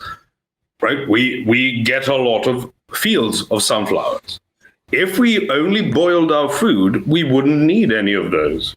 The consequentialist argument is just as simple as the threshold. The consequentialist argument is just as simple as the threshold deontologist. Is just that the amount of good that you get from things like sugar are going to outweigh the very small amounts of damage that you've done. What in terms of listen. The very small amounts of damage that you incur on those animals, the benefits you get are obvious. They taste good, right? The good taste of sugar is very likely even to be outweighing whatever good is going to happen on those animals' lives. It's not clear to me that the animals in the wild have net positive lives. I think that the average life of a roly-poly being digested in someone else's stomach acid at the end of its life, or starving to death if it's lucky, that doesn't seem very good to me. It might be a much worse death than just getting eaten and mulled away by a tractor. If you're a hardcore act utilitarian consequentialist and not a threshold deontologist like Vegan Gains is, then it's the case that under those systems, it's still going to be justified. It's just as justified. Why Because his life would be miserable I otherwise. also want to point out if you actually look at data calculating field animal deaths, it's shockingly low. Like practically zero animals die from mechanized farming equipment. They usually actually die from getting predated upon. And what's interesting too is if you're talking about grass-fed, pasture-raised animals, that actually ends up killing a lot of field animals because cows, goats, these grazing animals will eat certain grasses that a lot of animals use for shelter and cover from, say, like birds or snakes. And then when those grasses are eaten away, they can't hide in these fields anymore, and then they get eaten more by other predatory animals. I understand, but that's not my point. What I'm doing is making an internal critique. I don't care, to be perfectly honest. Sure. We can get to why I don't care that cows, graze on more insects than you would otherwise. What I'm saying is you don't really need. That's why I'm focusing on things you don't need. I think we can, maybe clear this up from both the consequentialist and deontological, argument we're having here. Do you have any evidence whatsoever that fewer animals die as a result of not having this agricultural land? Because I'm not even convinced that fewer animals die on, I don't know, a square mile of sugar field versus a square mile of wilderness. I just have any evidence of that? I'm saying you're not actually. Sorry, Alex. I'll just say this: you're not intervening in the wilderness. You're not doing. Yeah, but I answered the question though, right? Do you have any evidence? Yes. If it makes no difference. To be honest, I'm not sure that anyone's ever studied a mile of nothing. I just quickly looked it up, and this has been studied. And yes, I looked into sugar farming, and yes, sugar farming, which a lot of it is done in the Amazon, does kill a lot of animals. That's not the question. Yeah, but versus wildlife. So a lot of these animals are predated more than wildlife, which is why a lot of these animals are now endangered. But if they're endangered, that means less deaths are happening. So that doesn't make much sense. You'd have to say that there are more populations that's more deaths. If it's the case, there's a constant population to be the same number of deaths. What? No, if there is a constant population, the same number of deaths. Yes, the animals die in the wild. If you commit a genocide, there's going to be fewer and fewer people to genocide. Yeah, if you have a genocide, if you have a genocide that's happening because of the fact that you're killing them, that would work. If it's the case that you're having a genocide because there's less land for them to breed on, it no longer works as an argument anymore. You can't say there's more deaths caused. Alex, wait, I think you're misunderstanding. The data that I need, I want you to calculate the total amount of deaths that are happening within a given field versus the amount of deaths happening within a given same square area of wilderness. But there's also no such thing as a field. I don't think I can do a study on that. I just want to quickly address what Synth is saying. So what happens is when the animal becomes a danger, a lot of them die. The government jumps in and starts protecting them, right? So then it becomes a little bit of a different. So the government doesn't protect the animals when there's a bunch of them. They start protecting them when there's like barely any left. Right, So sure, but I don't see any particular reason to believe that more animals are dying within a square mile of like sugarcane field versus a square mile of wilderness. Because a lot of these animals that are dying, they're either insects that only live like maybe a month or two anyway, or they're these field animals like, I don't know, rabbits or something that, again, don't live very long either. They usually get predated upon or suffer from like some sort of disease or something. So where's the evidence that more animals are even dying in these fields? Yeah, I can post some articles, but do you like intuitively think that if like scenario number one, like the wild in the Amazon stays as is. Scenario two, the sugarcane plantation comes in and gets like 100 acres and like whatever, puts like fertilizer and all that shit in there. Do you think really that both of them are going to be the same in terms of animals deaths? You don't think that a fucking sugar farm? I have no idea what I would assume they're going to be different. I have no idea if it's less or more deaths, right? That's what I'm asking you. Let's just ask the question directly. If I buy a pound of sugar from the store, how many more animals were killed as opposed to if I didn't buy that pound of sugar? I don't think there's a good answer to that, but I can post some articles that say that. Do you have a rough estimate? This is outside my area of expertise. Is this like a Steven? Does anybody on the other side have an area? No, because as I said, there is no such thing as a field because you can go into a meadow. No, I didn't ask a field. I'm asking pound of sugar. Deforestation. No, I was asking for if I buy 1 pound of sugar versus if I don't. How many more animals die? Okay, so here's a quote. In the last 11 years, sugarcane production has increased. There's no official data concerning animals killed in this process. Who wrote the article? Who wrote the article? Explain. Let me just finish. As I will explain below, we can estimate that thousands, even millions of animals have been killed directly and indirectly by sugarcane. Yeah, I think this is the what's the original source and who wrote the paper? Oh my God! It's also I think it's the Stephen Davies article. It was actually debunked and it's wrong. It's called. It's Dr. Carlo Guterres. Okay, that's not the original source. Where are you finding this?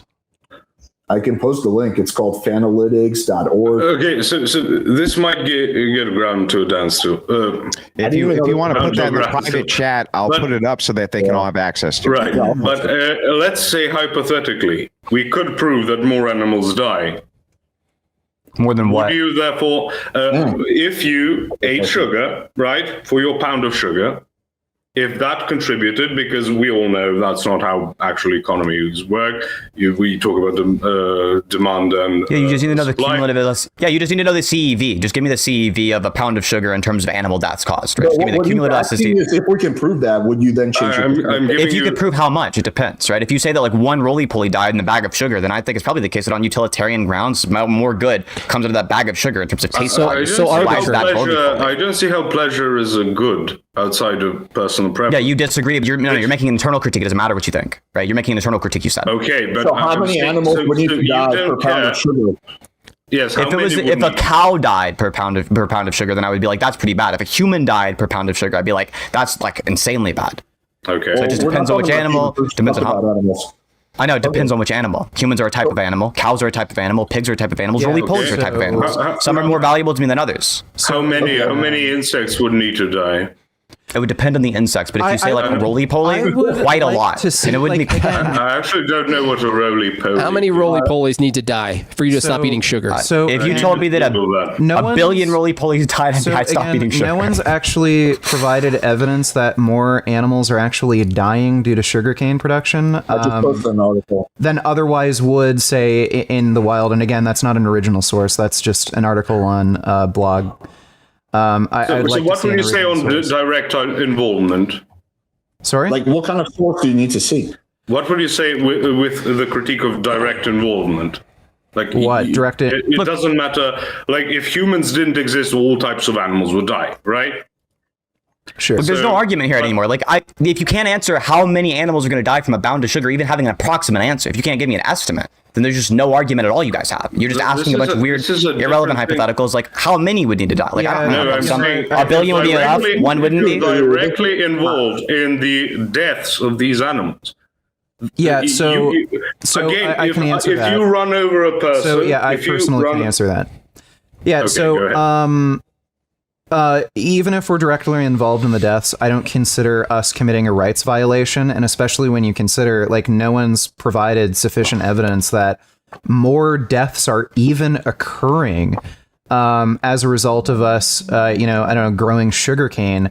I especially have a lack of interest because, yeah, I might have an interest in preventing deaths, but if I make an effort to boycott sugarcane and try to reduce the amount of sugarcane being made, and that wouldn't even attain the goal I have of reducing deaths, why would I have an interest in doing it?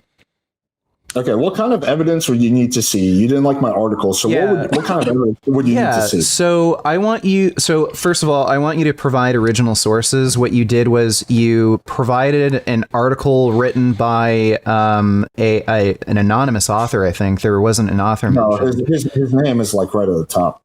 Well, okay, well, let me see. In his blog, so this is just a blog article. This is his opinion, and he links references, but I want to see original sources.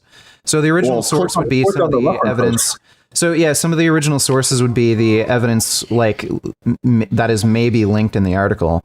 But if you're going to use original sources, like I think all of you, if you're going to make this argument, you just need to spend more time researching and bring together the data, because what the evidence we need is you need to show the deaths actually caused by the agriculture, and you need to compare that to the deaths that would be existing within a comparable I honestly square. Never imagine that this would be up for dispute, but why don't you just click on the sources that are in the article and you can see exactly where he gets his information from. Well, you haven't vetted the information. Like, just provide the original sources. Like, do you need me to hold your hand? I'm not like you provide the studies for your own side. Hang on. You're not holding anyone's hands. Just source your argument. Alex, if he's asking for the original sources, and your article does link to the original sources, it is fair for him to ask for you to link those original sources in the private chat so he can review them. There's nothing wrong with him requesting that. Well, like, I'm not going to click on every link in this article and then scroll through. And honestly, I don't think it's I will copy and paste. I'll do the manual labor and copy and paste those lists. I feel like that's a way of getting out of engaging, because it's so easy to click on a link. I understand where you are, Alex, but so let me ask you, because let's say hypothetically we all adopted veganism and we all lived for 300 years and we're all 7 feet tall. So our population expands and we need to start deforesting. Do we go ahead and doing that for oil and sugar? Do you understand that we have to? Okay, this is an insane wacky hypothetical. You don't understand that we already have to do that for animal agriculture. It takes more hold on, listen. It takes more calories in plants to feed the animals than feed that food to us than it would just feed the plant feed the plant matter directly. To be fair, that's a logical thing. But that's what I'm saying. It's an internal critique for the sake of saying, would you then stop it if it required deforestation? Yeah, so again, if the human population increased to an adequate degree, I wouldn't necessarily be against it, because again, deforesting doesn't necessarily violate the rights of these animals, and it could actually be beneficial. So there is probably more suffering that occurs within a square mile of wilderness versus a square mile of city. So I think there would maybe be an interest in reducing so if I had a square mile chicken coop and have my chickens running around being all happy, and I just ate the eggs, I didn't even kill them for the meat. Well, that's an extremely detached sort of hypothetical. Why? Well, in normal chicken, like in normal agriculture, if you're producing eggs, you have I didn't ask about industrial. I'm asking for myself if I personally did. Well, you're currently getting the explanation for why it's detached from reality, right? Which is reality is the industrial agriculture. You and your personal hypothetical with the chicken eggs. My chicken eggs. And if you others. personally. Well, now you've once again detached it from your hypothetical by saying you also get meat, right? You're like, So chickens only really lay eggs for, I think, a period of 2 or 3 years. Then their egg laying either falls off completely or it becomes extremely rare. And again, you're either going to spend time and resources tending to chickens that don't produce any food for you, or you're going to kill and eat them. You're not engaging in a hypothetical isn't at all. it better than all the deaths that I'm explaining why it's not better. Mile? No, so you have to Why not? feed these chickens something, and that requires They feed themselves. So, well, they're not going to. I have a square mile of that. Chickens are very easy to maintain, by the way. They are Chickens are very easy. but they can't completely feed themselves. And second, and is it worse than letting them out? I mean, what's going to happen? A hawk taking their neck off? Live. I don't know. What is that death better? Or trying to ask. Let's say you have 10 acres. I'm saying, what's better, being locked up and being an egg provider, or just letting them free? I mean, I don't understand the argument. Didn't you say? I don't even know what. Like, I'm being asked. Aren't you arguing about rights? Aren't you arguing about rights? Yeah. Well, I would rather argue about rights actually. So I again. Okay, rather than talking about sugarcane and chickens, let's get back to what we were talking about before. I think we got sidetracked, and we were talking about this right at the very beginning of the debate. So could you name, we asked you to name the trait that's lacking in animals that if lacking in humans would justify killing humans. I believe the trait named was being human. So, and it was defined as being part of the genus Homo. Homo sapiens sapiens. Okay, what is it meant by Homo sapiens? Can we get an answer to the chicken egg question? Like, what is the I still haven't gotten an answer. You guys just always want to pivot away from this. I don't know, and I don't care. No, we want to go into this. No, I'd be happy to answer all your questions right after this. There is some you look if what you want is there's some guys. I'm sorry. I don't mean to cut in, and I've let this very spirited debate continue to go wherever you guys wanted to take it. However, Vegan Gains did say, and we were going to begin to transition into this segment anyway of ethics, that he wanted to discuss rights. I think that's totally fair, and that's where we're going to kind of move into from here, Alex. So let's start with that, and this time I'll start with the carnist side for their inquiry. I've started with the vegan side almost every time this debate. Go ahead. Yeah. So Andrew, first of all, hold on. Let me go. Hang on. Alex, what's on your mind? Will I be able to have 10 minutes to talk about the health side of it later on? Yeah, we're going to get into the health side as well. I'd rather die. I know that this feels brutal back and forth. It's kind of supposed to, right? But we're only an hour and 20 minutes in, guys. We still have plenty of debate left. Sure. Yeah, we still have plenty of debate left. We're going to start with the carnage side. Go ahead, guys. So the whole concept of rights, right? To ask the question, what's distinct about a human being and an animal such that the human beings have some sort of priority? To ask the question is to assume that we have priority, because whatever the answer is, you're giving us some sort of superior position in the matter. So first, would we agree we're all speciesists, that we think humans are superior and we value humans above all other animals? I don't value them on the basis of species, no. Yeah, on the basis of what, then? Species. I value it on the basis of individual merit. Individual. Can you elaborate on what you mean? Yeah, so I'm not going to value any particular human above any particular cow. If there's a human that's less intelligent, less morally good in my view than a cow, so I value a cow more than Hitler. I might value a cow more than somebody with a severe mental disability that's only going to live for 2 or 3 years. So I value people or animals based on their own individual characteristics, not based on what species they belong to. Aren't you still taking the superior position of what we ought to do with animals in that regard? What is meant by that? If you made that claim and now you're making choices about the cow, you're still assuming some sort of superior position. No, not necessarily. Rights have to be granted, I acknowledge that, but I don't know what makes me superior to the cow necessarily. Well, because we're talking about ethical positions on how we ought to treat or not treat animals. Sure. And animals aren't doing that. Therefore, we're the ones making choices and determining policy and law and rights, which, by the way, are human construction. So animals don't have that.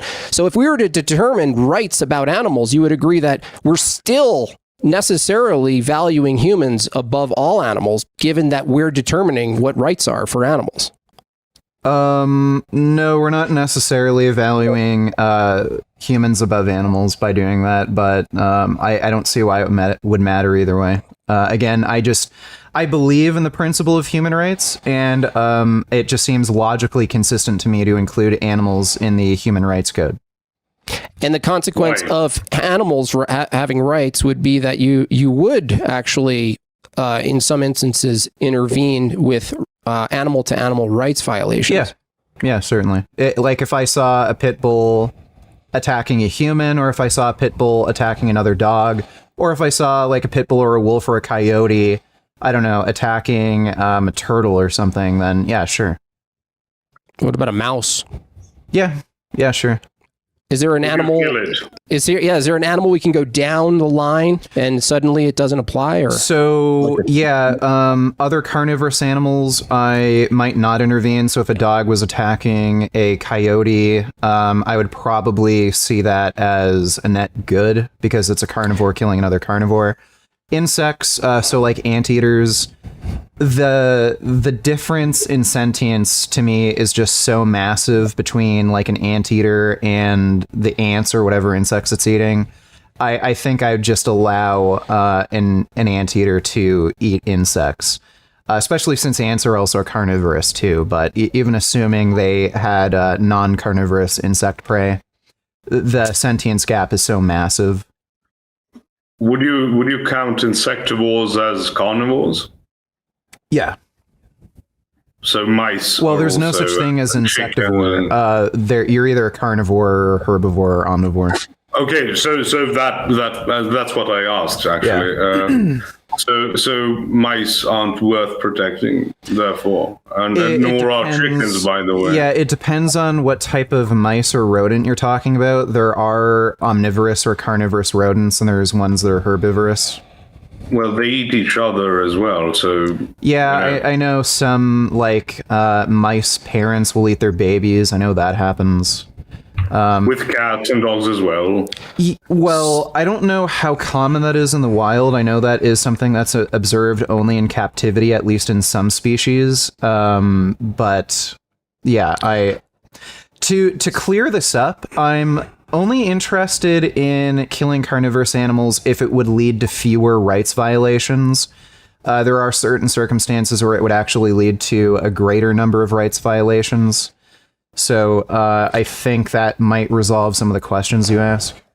Actually, hold on. That's a good question. Like the question is like, take an animal that kills a lot of other animals. And would it actually follow that if you just completely annihilated the animal, that it would reduce? If it was the case, Vegan Gains, if you annihilated bears, let's say, or put them in jail, and you knew it would reduce all of the carnage that they deploy on other animals, would you enact such a thing? Would you either eliminate them or put them in jail? Yeah. So assuming it would, can you say bear jail? Well, the idea would be to just keep them in captivity and feed them like vegan cat food or something. Right. Yeah. You could call it jail, sure, but like a nice jail, like a nice vegan jail. Yeah. Do you think that, Jim Bob? Do you think that zoos are jails? Scandinavian jail. No, I want to answer my question. Is a zoo a jail, Jim Bob? A zoo? No, it's not a jail. Wait, but you're keeping all the animals there. Isn't it like an animal jail? No, that's rhetorical. That's what's funny. That's why I wanted him to. Stupid. Yeah, it's fucking stupid. No, it's funny. Bear jail is funny to me. It's funny to you. Right? You thought it was a reductio in the View, and it's just no. I didn't actually. I didn't say it was a reductio. I would actually. I have an arbitrary goal. Zoological garden.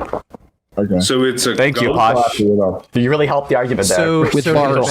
So to get back to the name the trait question, what do you mean by Homo sapien sapien? humans, So modern humans. right, but you said Homo sapien sapien. Homo sapien is the species, but you added sapien again. Like there's two sapiens there. What does that mean? No, modern humans is Homo sapiens sapiens. Oh, So that's the subspecies you're thinking of, Posh. The species is Homo sapiens, right? Homo sapiens sapiens is like a subspecies that some taxonomists recognize and some don't, right? Yes, But if you yes, do recognize okay, it, fair what we're enough. asking you is what is it makes that category? Because the species there's a line around Ernst Mark's species concept is a line, but for listen for the subspecies we want to know what's the line around that. Okay, so as far as I'm concerned, the greatest difference is the ability to argue, the ability to communicate on the level that humans can. But also, No, I'm not asking you the differences. I'm asking you the definition. Like if somebody couldn't argue, they'd still be part of the species. if they are defective members of the species, they are an outlier. But Yeah, for but what's the same definition reason- of the Homo sapiens sapiens? I am actually not sure. okay. So But, the definition of Homo sapiens, I'll give you. Problem. Go ahead. If If you're you'd not- like to, yeah, we really need clarity on what the trait is, because if you can't define it, then we can't really. as I know you mean name the trait, but what my argument is basically, sorry, on the same level of saying I'd rather save my brother than a different human being who's not related to me in any way, shape, or form. Right, but like again, Even if they're on the. But we can all tell you what our brother is. The brother is the guy. The brother is the guy who comes from the same mom and dad as you do, or mom or dad as you do. I mean, I I think the understand. definition game is like, can I get a few questions in? Just, I don't have that much. So as a quick side note, I do agree with you, Synth, about zoos being jails. The solution is wildlife sanctuaries. That's a much more ethical way of going about it. Okay, the main thing that I was going to say is this. I guess one thing that I kind of find odd, it seems that vegans are really concerned about the rights of animals, which is good. But when it comes to other humans who they agree are higher consciousness, they seem to not care nearly as much. Like, Synth, you were saying you wouldn't pay more for the ethical t-shirt company because it costs more. So I then think it's why- bad for the people. Well, no, the issues, I think it's actually bad for the people who work in the sweatshops to boycott it. If you boycott sweatshops, I don't think that's effective. I think the effective strategy is to make sure the governments in these countries are treating their workers fairly with regulations, not by boycotting people who work in bad industries. As an American, you have no say what happens in India. So, okay, so by your logic, No, we do. Wait, hold on. That's not true at all. So America is currently, we don't live in a multipolar world quite yet, right? We might in the future, but currently we don't. America is the global hegemon, right? We have complete control over a lot of aspects of global culture. We can do a lot economically. If it's the case, we vote for a person who says something like, I'm going to stop the sweatshops in the third world. They can actually make some really large impacts there. So we as Americans do have a large impact on those other countries through their regulations. We do have that. okay, you by yourself will not change any kind of policy in India. But so, okay, so I don't want to get. Well, into that's not politics. true either, right? Well, You as an well, individual this is- citizen can canvass, you can door knock, you can get we're involved in getting, local politics. You're going to go to India and you're going to door knock. So my question. No, we don't was have to this. door knock in India. We can door knock right here in the U.S. And like so recently, there's been like a local congressional race here in the U.S. right in my state of Rhode Island, right? And I did door knocking campaigns for the local politicians because that's something that you can do that can have a local impact. Now you cannot be involved at all in. Yeah, politics in America do impact India, right? So they do Vivek impact. that. Ramaswamy, All right, hang on. I don't want to get into politics. So my question is this, okay? You have two t-shirt shops. One of them is very ethical. They pay their employees well. They don't employ children. The other one is extremely unethical. They don't pay their employees shit. They make them work in dangerous conditions for 18 hours a day. Do you really believe that you and all your vegan friends buying from the ethical place is going to hurt? okay, The we're local just situation? going back to something we spent like at least 30 Yeah. minutes talking Let's about. stick to the meta ethics. Well, so the ultimate question I was going to ask is like, would you eat meat if it was cheaper than being vegan? No. Would I eat meat? If it was the case that veganism cost $1 million and meat costs like $0, I probably would. But if you meant like a couple of dollars more, then no, of course I'd still go vegan. I have a more pointed question, Alex. This is for any of the opponents here. If you're in the woods and you are starving, and it's looking like you're going to need something like a porcupine or something, even though if you don't want it, to survive, to live, would you kill the animal for you to live? So if we're talking about a herbivorous animal, no. If we're talking about a carnivorous animal, sure. So if I could find like a coyote or a wolf or, I don't know, some insects or bear, if I had like a bow and arrow or a gun, yeah. So I would do that. But if it's a herbivorous animal, no. What about hold on. Let me run my line of question. Hold on a second. I'm just Synth. What about you or Corinth in that situation? I would definitely shoot for a preference towards killing the carnivorous animal. I think it depends on the scenario. If I think that I'm going to get back to like human civilization or something in like a month, then yeah, I'd probably kill the animal to live because I think it can do more good elsewhere. Okay. But I'm a consequentialist and vegan gains the threshold deontologist. Hold on, Synth, hold on. What if you don't know the consequence? It's in the moment. You don't know for sure what's going to happen. You're hoping for the best. I would use my expected value. Okay, so whether it was carnivorous animal or an herbivore, a cute little rabbit or whatever, you would in fact take another animal's life for your life to flourish, right? All of you? Not for my life to flourish, but so that I can do more good, right? So to maximize utility. That requires your life. Hold on. That requires your. It does, and some it doesn't. Does it? It's not part of the definition of that. It's just impossible to get you to answer.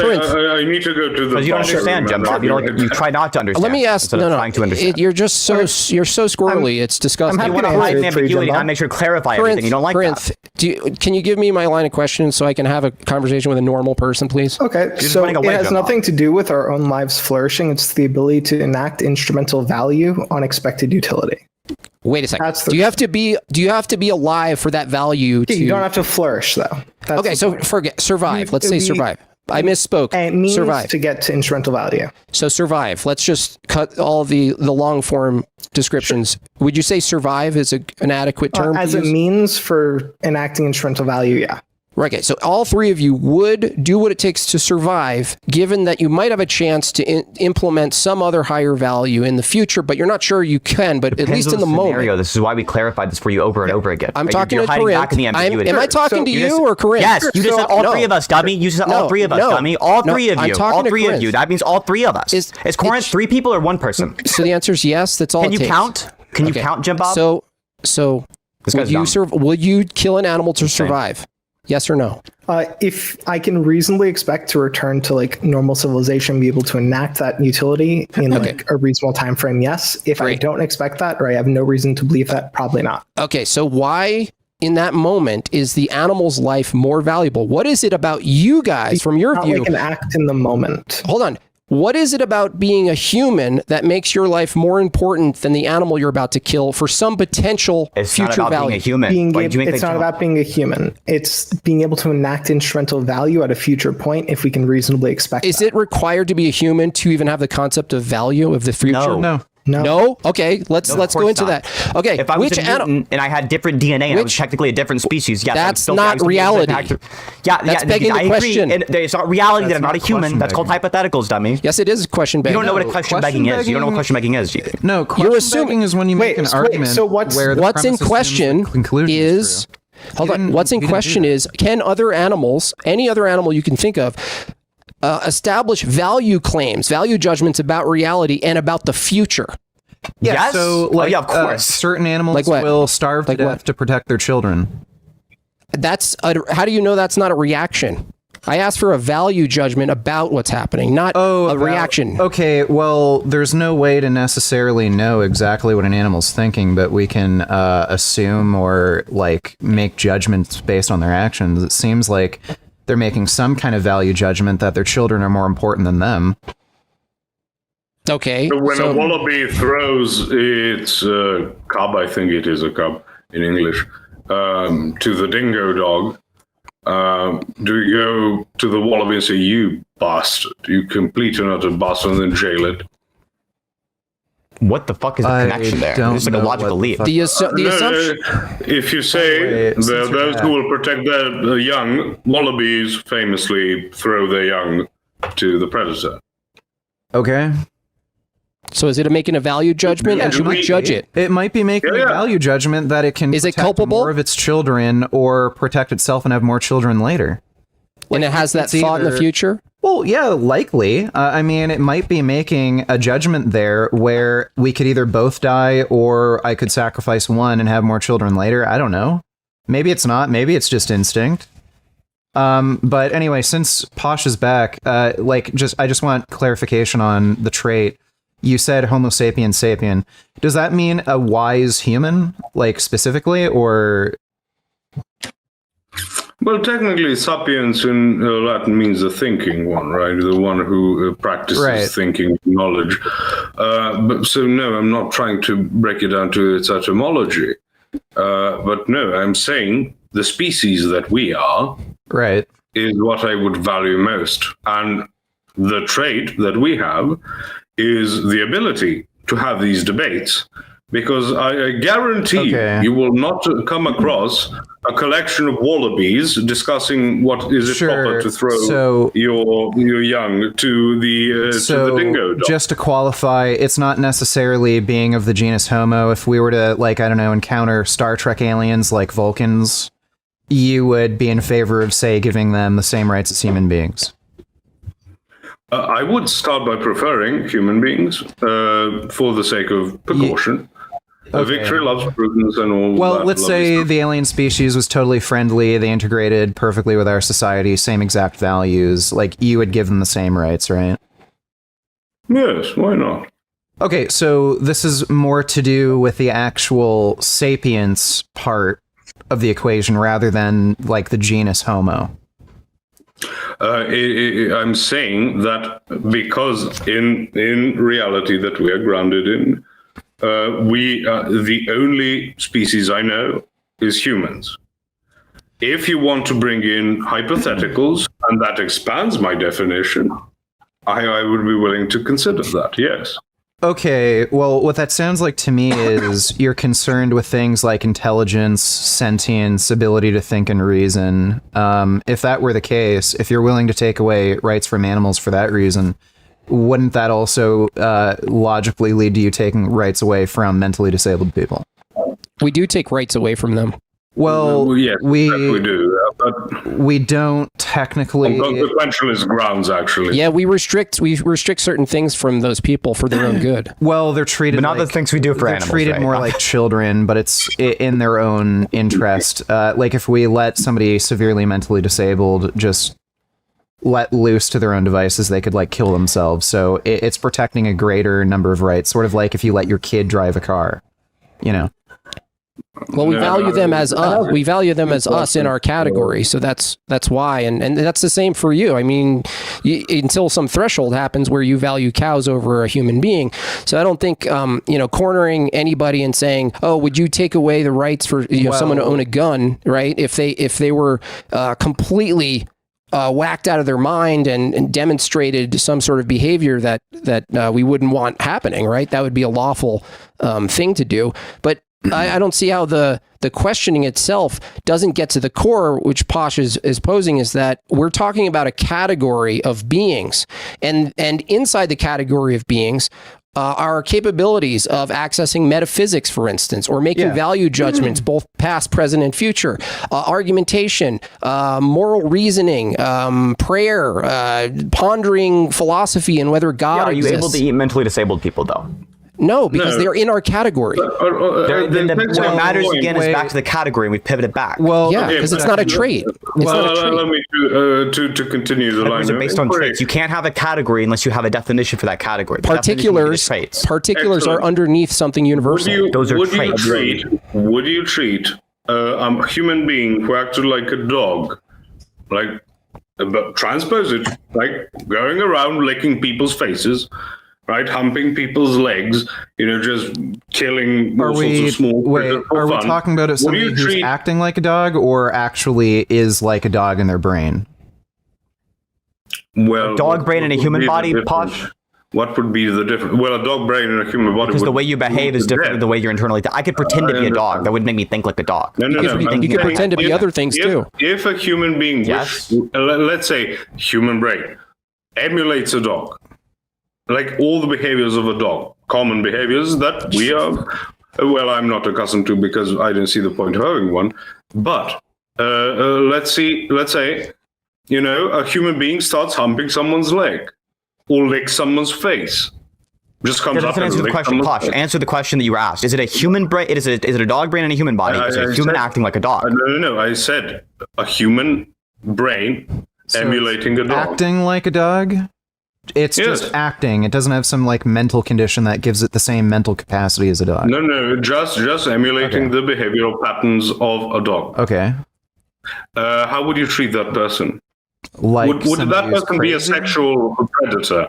If they, you know, Well, I just think they're harassment, let's crazy. say. I would Why? treat them like a crazy person because that's not how a human acts. What's the trait? What's the trait that makes Well, the difference? if they're merely acting like a dog, then presumably they're intentionally doing this, and I would just think they're either seeking attention for like I don't know, humor, or they're like crazy or something.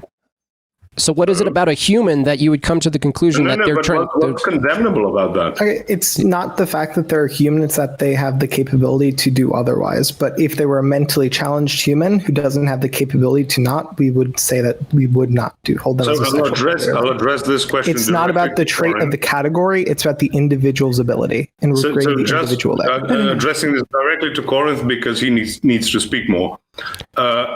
How do you know that a dog does not have the capacity to act as a human? They just don't. We don't know. That's going to go on to like epistemology. I'm going to take Noah's like reasonable assumption, though. We have no evidence to assume the otherwise. So if a person decides that the moral prerogative is best followed by emulating dogs, because there is no shortage of people who keep telling me, we don't deserve dogs. They're like angels without wings. Some have fur and all that gay nonsense. Hang on, gentlemen. I'm sorry. I have to interrupt briefly. Do not spam my fucking chat. You'll get banned instantly. You stupid vegan fucks. Do not spam my fucking chat ever. Never do it. You're just going to get banned. And then I'll ban everybody who's your friend too. Get the fuck out of my chat. Don't spam it. Back to the debate. Go ahead, Also, gentlemen. Spam is Posh, after you're done, can I get 2 questions in? Just whenever you finish. Yes, I just want to say spam is a meat product. So you spamming the chat as vegans, you're all hypocrites, and you're acting like dogs. Good one. Okay. Anyway, I was gonna change gears a little bit. I have literally 2 questions, one for Vegan Gains and one for everyone on the vegan side. Vegan, you said you wouldn't kill an omnivorous animal if you were starving. What if your child was going to starve? Would you then kill that animal? No. You would let your son. I don't see a way of justifying killing another being just so someone else can live. Assuming it's herbivorous. Would you condemn a person for doing You would that? literally let your kid die. You would literally avoid killing an omnivorous animal, let your kid die. Let me ask you this: like, would you kill another child to save your child? Yeah, probably. Okay. Well, I don't see that as moral. You might have more of an interest personally in having your own child living, but I just don't personally see that as moral. Okay. I mean, I think can sympathize, but I don't personally see it as moral. So you're like, your little kid is like, you guys are trapped in the forest. Your little kid is looking at you like, Daddy, we're gonna die. I'm starving. You're like, yeah,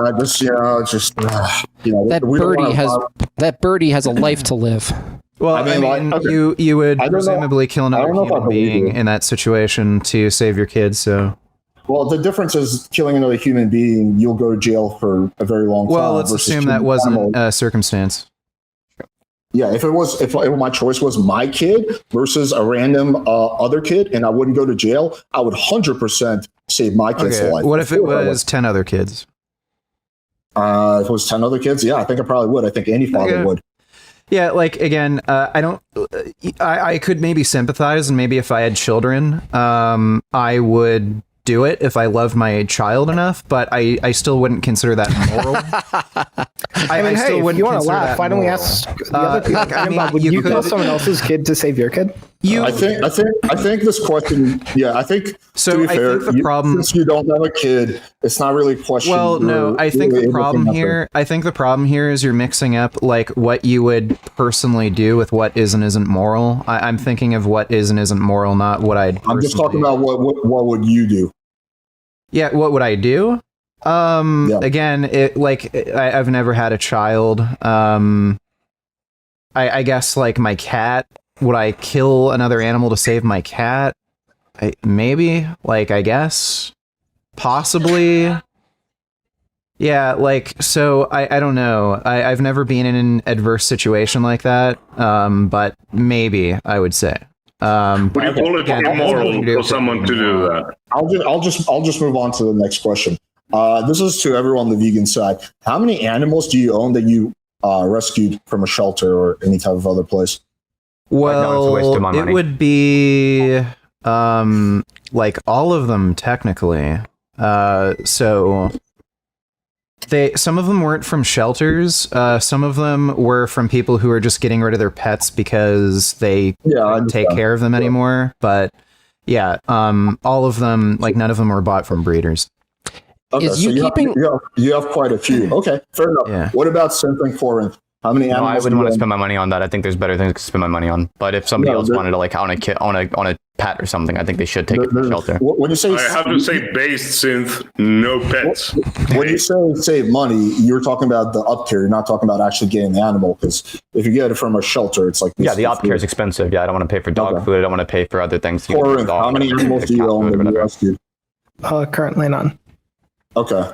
But you do realize that those animals, if no one rescues them, are going to die. Yeah, and that money that I could be spending on an animal, instead of doing that, I can take that money, I could spend it through GiveWell to give vitamin A supplements to somebody who's dying in the third world. And I think it's more effective. It's like a human 50 cents for vitamin A supplement. A human? Yeah, sure, a human. What's it about the human that's more valuable than the dog? Because it's cheaper to give them a lot of utility than it is to give a dog a lot of utility. I don't know why you're asking. We've already... Because you guys have different answers, that's why. Okay, well, he's already... No, I think me and Vegan Gains actually do have the same answer, which is just that we care more about the impact that we can have on a human being than the impact we can have on a small animal, because obviously it's not going to have as much of an impact. To a human charity like that, because I would assume those people aren't vegan, but... Anyway, Synth, what's the difference between you going out like for your birthday and having one steak and you rescuing the one animal? Me going out from in terms of a moral. There's a lot of differences. One is that the steak causes the steak is a net negative, and then in the case of saving an animal, it's a net positive. Right, okay. Between you not doing that, you not rescuing an animal. Oh, you meant not rescue? Okay, I guess the difference between I have no idea. The empirics are probably going to bear out that the steak is probably worse on utility. You're violating the rights of the one animal, whereas you're not saving another animal. Wait, if you're vegan, if your dog runs away, isn't it violation to retrieve him and keep him in your apartment? No. In the same way, it wouldn't be. How is that not a violation? No, how is that not a violation? For a child. I'm talking to Vegan Gains, dude. Why is that not a violation? Yeah, because I'm doing it in the dog's interest, sort of like if a child ran away and like got lost. So suspended rights. Well, yeah, it's basically like a child, but I think I'm protecting a greater amount of rights by bringing the dog back into the apartment versus letting it roam free and get killed and eaten by a coyote. No, what if it's destined to kill more carnivorous animals that are smaller than it? If it were destined to, just like only kill if coyotes? Yeah, would you just not retrieve it? Well, maybe, but it probably would kill herbivorous animals if it could survive on its own and maybe like get integrated into a coyote or wolf pack. Wait a second, Vegan Gains. What if your dog was destined to kill Hitler? Would you actually retrieve the dog? No, I wouldn't, for sure. I'd let it kill Hitler, but like again, I think we got sidetracked. But then Hitler couldn't kill Hitler, and that would make Hitler horrible. Gentlemen, I'm sorry. There is no... Oh, dude. There is no great time to wind the debate down, but we do have callers stacking up, and we have a ton of super chats that we need to get to. However, it was requested by a large Crucible donor that I allow and we're at the 1 hour, 50-minute mark, a cage match specifically, and I'm going to allow this for 5 minutes between Synth and Made by Jim Bob. Let's go. Gentlemen, the floor is open. Just you two. Synth, Go I want to ahead. go back. I'm going to try to be calm, okay? I got worked up. I apologize. It's all good. You said goals are not arbitrary, and I said, how could that be the case? And correct me if I'm wrong. You said because a goal needs to be coherent. To which I responded, that can I have a goal to be incoherent? And then you went into some different philosophical categories, correct? Yeah, so to say that you have a goal to be incoherent is issues in the same way that you could say, I have a goal to have no goal. But it's a contradiction internally. So I need like both a conception of what a goal is to make that the terms you're using coherent. And then on top of that, and both from an account of a goal, I then also need an account of personal identity. Otherwise, everything that you said is incoherent. On my view, it's very easy to make coherent what it is to say something like there's an obligation to do X, and that's just to maximize the utility to do X. I don't need personal identity. I don't need the goal talk. All of these like ambiguous terminology. So if I start with an if I want to do X, therefore these are the actions toward X, and the goal to do X is arbitrary and it's totally coherent. Right? No, that wasn't a proper English answer, so I'm not sure exactly what you meant. So if I want to eat a steak, what do you mean by? But I need clarity on what you mean. What is your account of personal identity in the if you're using that? I want to eat steak, that doesn't answer my question. I'm posing a hypothetical that's actually but I need reality. clarity on my question. Otherwise, I'm not. What's your question? I need your account of personal identity. Otherwise, I'm not going to understand your goal talk. Can you rephrase that question? What you mean by that? Your account of personal identity. Yeah, do you know what personal identity is? Like in philosophy, you know the theories around it. No, I don't know the theories of the identity. If I asked you, what is it that makes you? If I asked it, what is it that makes you you? Is there a way you can give me an account of what makes you you that'll be coherent with the goal talk you're using? Let's just say I reduce myself to a machine that prefers things. A machine that prefers things? Yeah. What makes that machine the same machine? You've just kicked the can down the road. No, I'm arguing from a totally mechanistic view right now. Yeah, what is it that makes that machine, that mechanism, the same mechanism? Just law. Law? Yeah, the law of physics. Laws of physics and inputs, and then the reactivity to those inputs. So I have reactivity into inputs, and I also have inputs and outputs, and I also am bound by the laws of physics. Why am I not you? What's the difference between me and you? Well, if all things are mechanically determined, you couldn't actually come to the conclusion on the difference. So then, yeah, just that you can't give me an answer, right? So if all you're saying is mechanistic, no. From my view, is I'm a creation of God. So what's the evidence? What's the evidence that you're a creation of God? It's not evidence based. Not all truth claims are evidence based. So that means that you don't have justification for it. All evidence is justification for true belief. Do you have any evidence that truth exists? Yes. Where? Yeah, the evidence that truth exists. Yeah. So all I take evidence to mean is I just take a Bayesian account of evidence. So something that makes something more likely to be. Where do you wait? Hold on. The evidence that truth is the evidence that truth exists are our intuitions, right? Our intuitions are more likely to be true. Where's the evidence of your intuition? Where's your evidence of intuition? Do we have a direct first-hand account of our intuition? No, that's begging the question. That assumes that you have access to evidence. Yes, it does. No. It assumes that the conclusion was not I have access to evidence. So it's not begging the question. No, the thing in question is basically saying, how do you know truth exists? You have to start that there's something true to pursue descriptive claims about the external world. What is your theory of truth is what? Coherency and correspondence is a combination. It's a combination of both. So in being internally coherent and corresponding with something else. Is it reality? Is that it? I'm saying you can't have correspondence without coherency, and coherency starts with an assumption that there is this metaphysical category called truth, but it's not evidence-based. You can't then you're begging the question. You can't. No, it's faith-based, so it's not evidence. It's not your like account of truth begs the question. It's a presupposition. You have to start with it. That means it begs the question. Your presupposition is your conclusion. Nobody escapes faith in the concept of truth. So I'm not begging the question, but you are. Now you're just saying everyone begs the question. Do you assume everyone truth begs the question? Since I think I'm a deflationist on truth. I don't have to assume. Can I ask you a question though? Do you assume truth before any methodology is deployed? I just answered your question. I don't assume truth. I'm a deflationist. I think that all it means to say X is true is to say X, is to affirm X. So X is true if and only if X. So can you give me an example of that? Yeah, snow is white is true if and only if snow is white. Hold on. Does there need to be snow external of you and independent of you? You're not snow, right? You can have analytic truth and you can have synthetic truth. Synthetic truths require ontological commitments, but analytic ones don't. Are you snow? Under my view. Are you snow? I'm not snow. So how do you know that? So just because I'm not snow doesn't mean how do you know you're not? Listen, no, I'm answering your question. I didn't ask that you were. I asked how do you know? Listen. just because, so the reason I know that is just because I'm not Snow doesn't mean that Snow has to exist externally for there to be truth statements about Snow. Okay, just all right, guys, the same reason that, I'm sorry to cut you off, Synth. It just happened to be on your play, right? But the thing is we do have to be fair to all the other panelists. And I did have a major donor who did want to see that cage match. And I'm sure that they want to see future cage matches with the two of you, which would be a lot of fun. But we do have to get into the super chat call-in section. Now, we do things a little bit differently on the crew. Wait, Andrew, real quick. Yeah. You did say I was going to get a chance to do some health-related stuff. Yeah, and you're going to. Okay, listen closely. We do things differently on the Crucible. When the closing statements are done, and I'm going to give everybody a very quick closing statement on this, we're going to move directly over to the super chats first, then the callers. Okay, I understand this is going to be a little bit longer, but there are tons of super chats that regard the health of this. There's still going to be more debate as we go through these super chats. I promise you, Alex, you'll get plenty of chance to engage on these. So first and foremost, as we're moving through this, I want to get through all the closing statements. I'm going to only give you guys a very short amount of time, 2 minutes each. Please make it very brief for the purposes of time constraints so we can move through the super chats and continue the debate. Corinth, since you were the loudest this entire debate and you never shut the fuck up, we're going to start with you. 2 minutes on the clock. Go ahead. It was already going to be a Spurg fest. I didn't feel like adding another one of us just screaming at each other was going to make this a more productive conversation. So I was just letting them take the front wheels for this.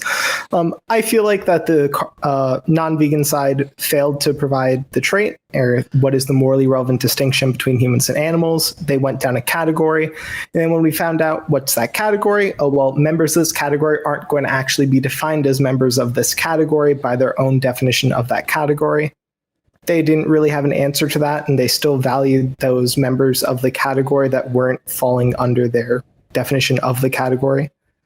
And that feels like it's just a really weird line where they didn't have an actual answer to this, but they're just trying to intuition pump it and fail to do so. And that's the nature of trying to do the internal critique, where you can't really do an internal critique of this position. You need to do a truth value claim of your own side and posit your own counterposition for that. But since they chose to go for the internal critique and they failed to, it just felt like it failed to live up to it. And we never really got to the health point, which is what I was a lot more wanting to get down. So I hope we get to do that later. Yeah, we'll be able to. Jim Bob, I'm going to allow you your 2 minutes for a closing statement. Go ahead when you're ready. Sure. This was supposed to be a debate about ethics of veganism. We got into some superficial logistics about things, assuming that there was a right and wrong answer as far as good or immoral. We didn't get to that. The vegan doesn't have a position. They can't actually tell me why anything is right or wrong, even if it wasn't veganism. They couldn't tell me why killing another person is immoral or unethical. They could only tell me that they generally don't prefer it because there might be some preferable outcomes in the future if you don't do that. And that seems to be the case. So I'm going to run with that. We're looking for something bigger than that. The irony of the name the trait problem, even if you drew us through that very monotonous, nonsensical hypothetical, let's say we ended with where you wanted us to end down that dialogue tree, and you said, well, that's absurd. Well, the irony is that the vegan can't tell you the difference between a human and a being such that we value human beings over animals, which would be assumed in the name the trait argument. So you have to assume there's a distinction that's valuable, then you have to reject the distinction, and then make a value judgment about the conclusion. It's a complete it's a law of identity issue. And that's why you can't actually take a Christian down this road, because you guys can't deal with categories. You need to deal with particular traits, properties of nature. We refuse properties of nature. We go to metaphysical categories called human beings, and we value them all the same, even in the midst of someone who's disabled and can't do things. That's still in the category. So I don't think the vegans have any ethical or moral arguments to bring. And if they did bring them, we would have axed them immediately. Yeah, so the dad jokes are flowing in chat, unfortunately, right? But they're gonna fuck with me. What can I say? Vegan Gains, 2 minutes on the clock. Go ahead when you're ready. Yeah, so like I said at the beginning of the debate, there's no way to justify meat eating without taking away human rights. They named the trait as being Homo sapien, but when I asked the hypothetical of an intelligent alien species, they said they would grant rights to that intelligent alien species. That's clearly a contradiction to me, and I don't think we had enough of an opportunity to really discuss this, but it sounded like they wouldn't be willing to take away the rights of severely mentally disabled people, which again seems like a contradiction given the category and traits they named. Hey, appreciate that closing statement. We're going to move over to Posh Redneck. Go ahead when you're ready. Well, I'd like to thank everyone for being here. Sorry, I'm a bit on edge. It's very late here. But I believe that we didn't get really into the ethics of things.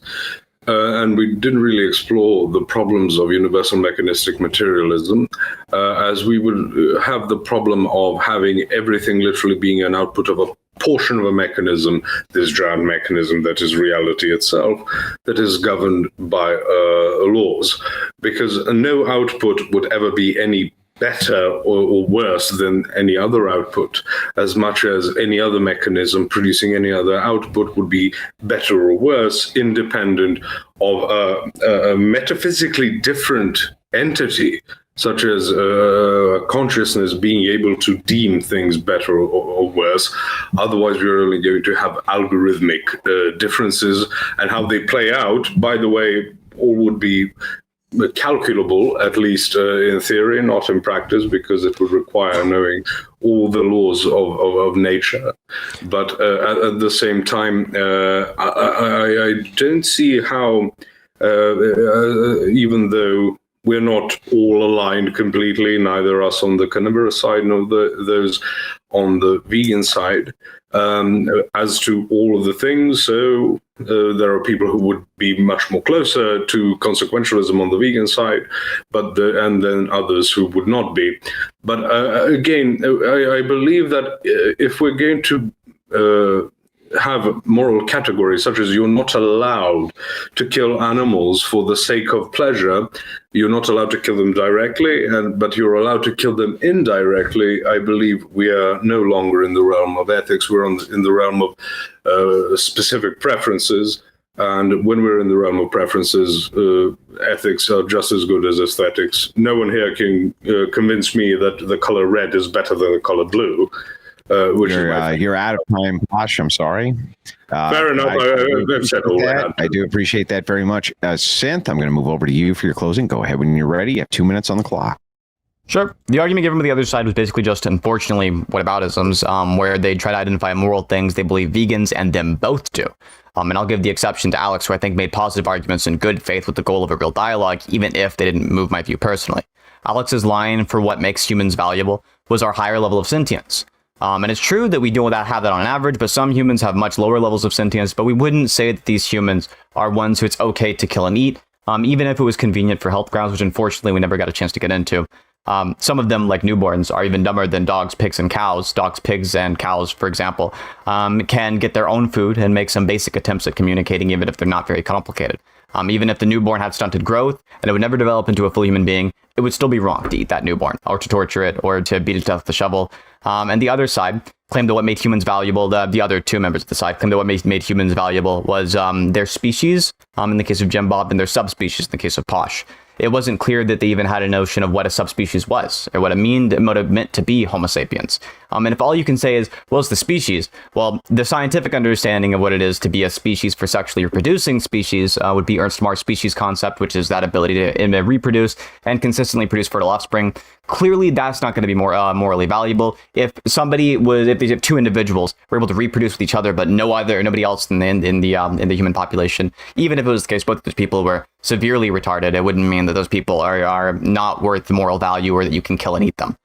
So let's imagine someone is the same in all respects as a disabled person, but they're technically a different species. Is it okay to beat them to death with a shovel? Clearly not. Some final statements. The thing that 20 seconds. Yeah, I got you. The thing that makes it wrong to torture dogs is that it causes them suffering, and suffering is by definition a bad experience. I don't know why the other side thinks we're committed to materialism. I don't think we have to be, because I think ontology is usually just a semantic dispute. And if you disagree with neutral monism, then you're just wrong, or you're just not disagreeing.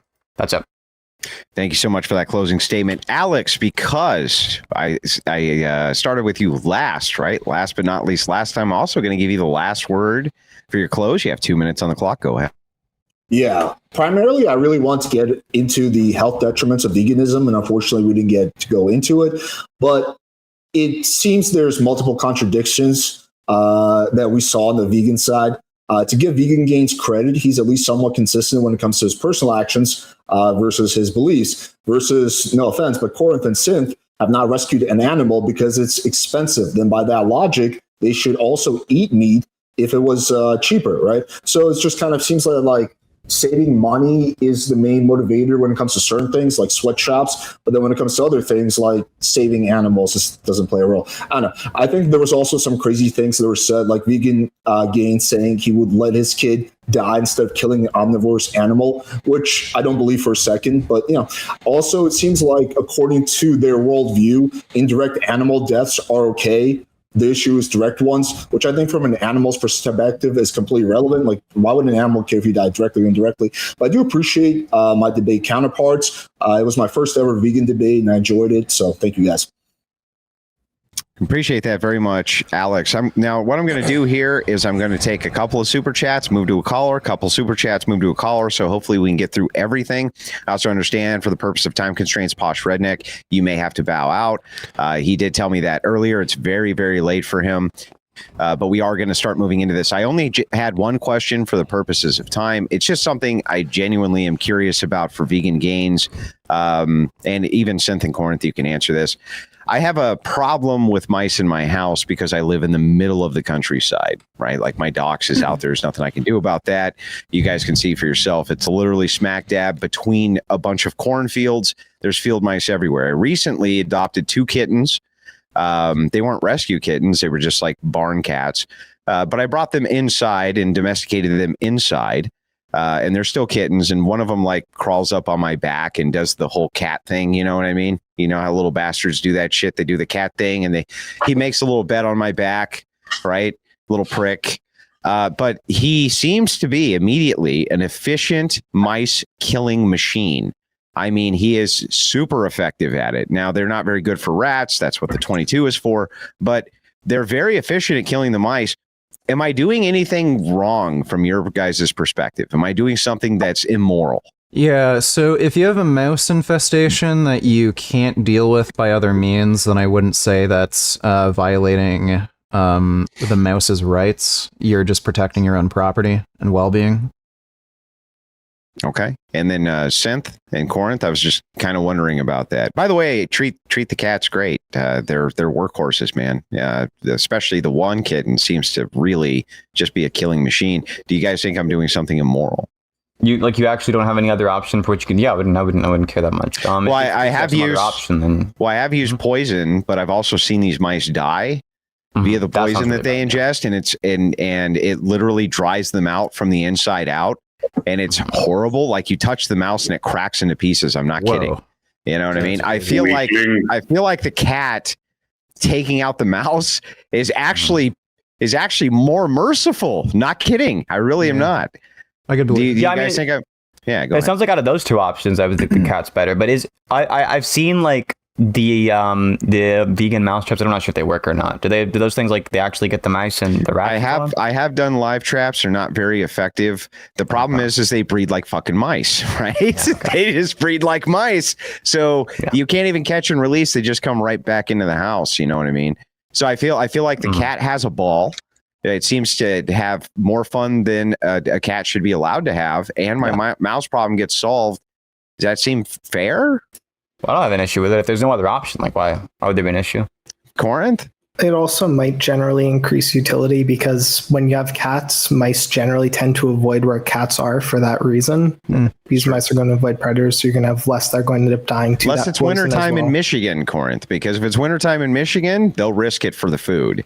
But that's when that son of a bitch, that vicious, all claws and mouth, just comes down and mercilessly assassinates these things. I'm just saying. And they are merciless. They toy with it. And I don't stop that. My cat kills flies. Mine does too, but I'm just saying. Anyway, okay, so I got to get over to this other stuff here, guys. Thank you so much for all of the participation. Starting with Godzilla37, who sends in $5 Canadian.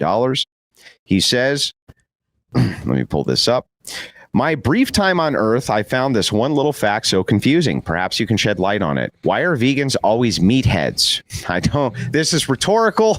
Okay, it's obviously not designed to be a serious question. Godzilla, though, has been a longtime Crucible member, and we thank him very much. I think it's can I grant copyright rights to everyone who wants to use my term beatheads? Oh, geez. That was the worst dad joke than this one. I got jokes. Not even a dad yet. Yeah, I got jokes. Who's ready for some prime ribs? Terrible, Wicked Wally. Terrible. Santeria for $10 says, for the meat eaters, if artificial meat was made to be identical in taste and nutrients, all else equal, would you still kill animals for food? This is a great question, by the way. If it was studied and it was exactly the same in terms of health, like there's no health downsides and the taste was the same, then no, I would probably, and if the price was the same, which assuming everything is the same, then no, I'll probably get the artificial meat, but I doubt they could make it have the same health benefits as regular food. But if they could, yeah, I probably would go with the artificial. The lab-grown meat seems to be able to price match, as well as, and somebody can correct me if wrong, but it seems to be a price matching now, and it also seems to be the case that it's identical in terms of macro and micro content. So that I would just want that to be studied more, because like I don't like taking things that are like too new, you know. But yeah, if it was studied like extensively and it was found like, hey, people eat this for 10 years, and they're perfectly healthy, and they did some double-blind placebo study, yeah, for sure. Well, there's no need to have that sort of rigorous experimentation. You would assume, since it is literally the same thing, it would have the same effect on your body. No, I think how something is created makes a difference, whether it's grown in a lab or it's grown. No, that's why if it's the same thing, I don't know why it would make it different. Well, I mean, I don't have a. It was proven to be the same thing.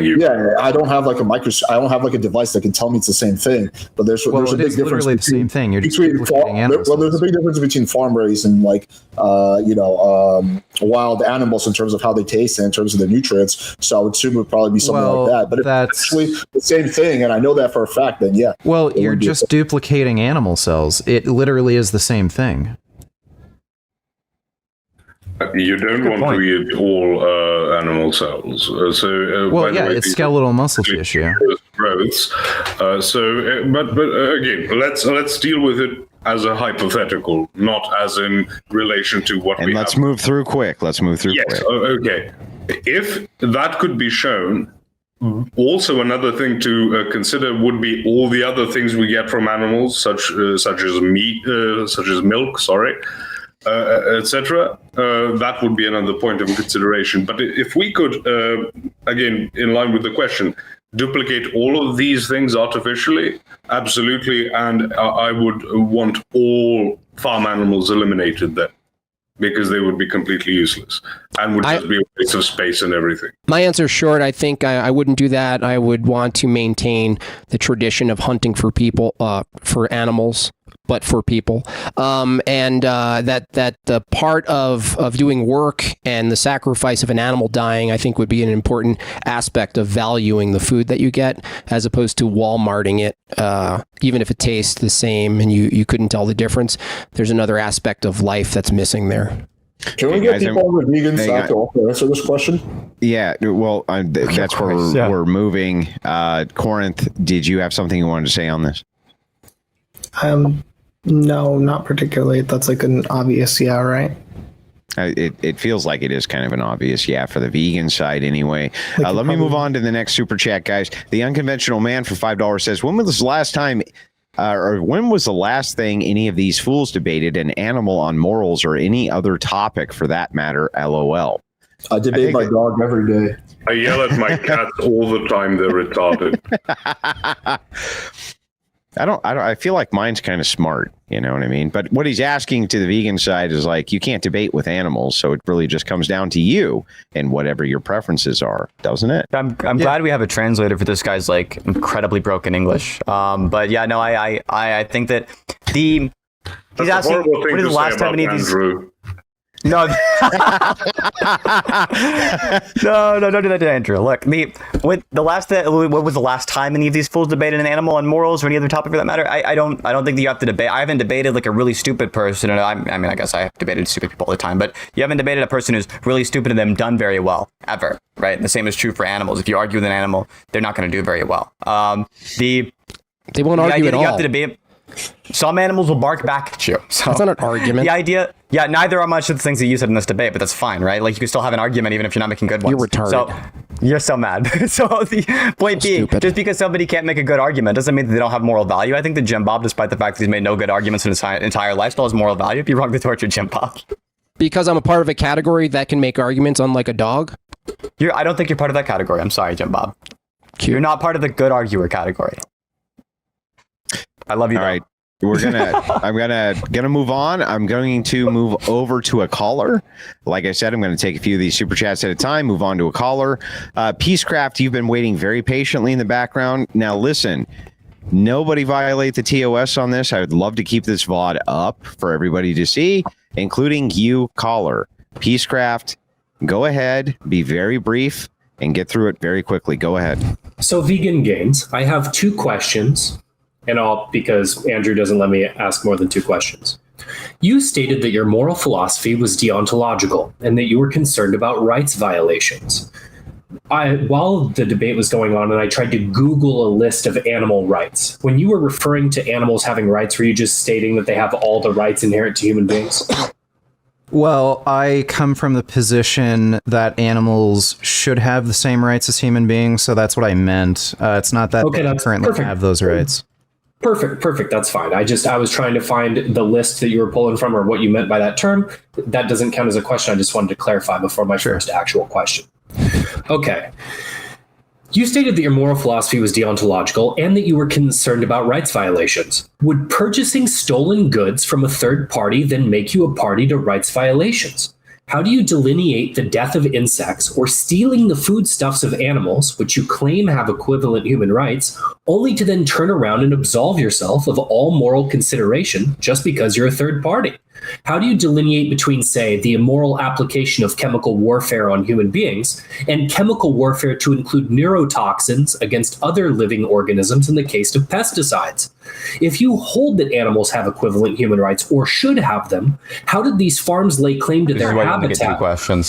How did these farms lay claim to their habitat only to then poison or negligently kill them through sugar processing for you then to wash your hands of moral culpability? Functionally, you're taking poisoned fruit from a poisoned tree.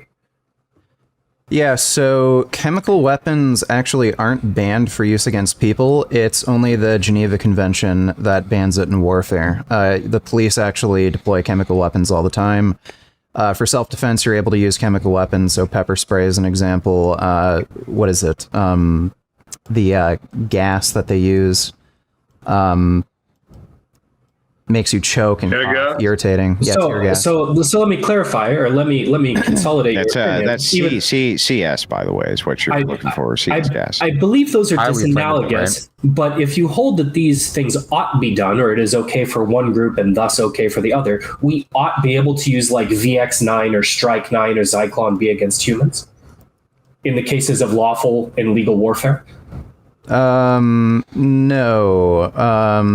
So I do think there probably should be limits to what's done in warfare, just because the amount of suffering that's created in it just being completely unnecessary and actually not even useful. So I think restrictions should be made there. It also causes collateral damage. But when it comes to, say, pesticides, again, my 2 big reasons for why I think it's okay to use pesticides, from what I can tell, without using veganic farming, that's the only practical way of preventing things like insects from destroying crops. And 2, I don't even see any evidence that this is causing more death or even suffering to insects versus insects just existing in nature. Okay. Peacecraft, wrap it on this. Second question. Your delineation between rights application for carnivores versus non-carnivores seems interesting to me. Your delineation between these groups and the rights that apply to them seems predicated on the violence and harm that they cause to one another, based on the statements you made in this debate. Well, we have some zoological data that the African hippopotamus is the most dangerous animal in Africa. Despite being a herbivore, and despite only comprising 6% of the charismatic megafauna, as defined by the WWF, animal population in Africa, they make up over 56% of human death in Africa when the death is caused by an animal. Would you apply different rights violations to these animals based on their harm, regardless of their herbivore status? Thank you, Peacecraft. You're going to have to take your answer from the background. Go ahead. Yeah, I'm not sure. I know hippopotamuses are territorial, so I don't know what the circumstances of the deaths are, but I'd have to, I don't have enough information on that. I'd have to consider it. Okay, moving over on the Super Chat side, kind of moving through these. And yes, Alex, you are going to get your turn on the health stuff, I promise. Jack Gallant for $2 says, at Santeria, yeah, but it isn't and never will. He was responding to a previous super chat. Sean, 7421 for 14 Canadian dollars says, question for the ethical vegans. Say someone is allergic to plants and can only eat meat. Would you consider them to be an ethical vegan carnivore? No. This is a question which has come up multiple times. Go ahead, guys. Yeah, I'll be in the background here for just a quick second. Go ahead. So there are no diseases or allergies that makes you allergic to all edible plants, and there's no known disease or set of allergies or condition that would prevent somebody from eating a purely plant-based diet. It's a hypothetical. Yeah, but if we're going to go by hypothetical, no, it's not okay to murder others just to benefit yourself. But let's survive, not benefit yourself. But let's say you can't. Well, survival's a benefit. Well, exactly, but also, if we're talking about survival, you said you could kill in self-defense, for example. Yeah, that this would be isn't to your self-defense. It is and it isn't, because then you would have to. It's not self-defense. So in that hypothetical, you would die. Okay, well, let's say this was he could only eat human meat. Would it be okay for him to just kill as many people as he needs to survive? Human, no, but that is again going to be a problem of. What if he could only eat retarded baby meat? Is it okay for him to eat those? No. Okay, right. There you go. Okay. Because they're human. But there's different. A vampire who goes around eating dogs. If you had to eat dogs to survive, yeah, it'd be bad to do that. I don't care because why? Because it hurts the dogs. So what? Because it causes suffering. But from your perspective, pain is nothing but an alert system from the organism. So you can't say an alert system for the organ. Yeah, it's just a signal. Yeah, it's just a signal. No, it's a qualia. No, it's not just a signal. Well, it's a dog qualia doesn't. of what? I mean, qualia is a property of experience, like a what it's likeness phenomenon. Okay, guys, I'm sorry. Experience of whom? Nothing. Sorry for the purpose. It's a mechanism. For the purposes of time, guys, we have to move on to the next super chat. I'm very sorry.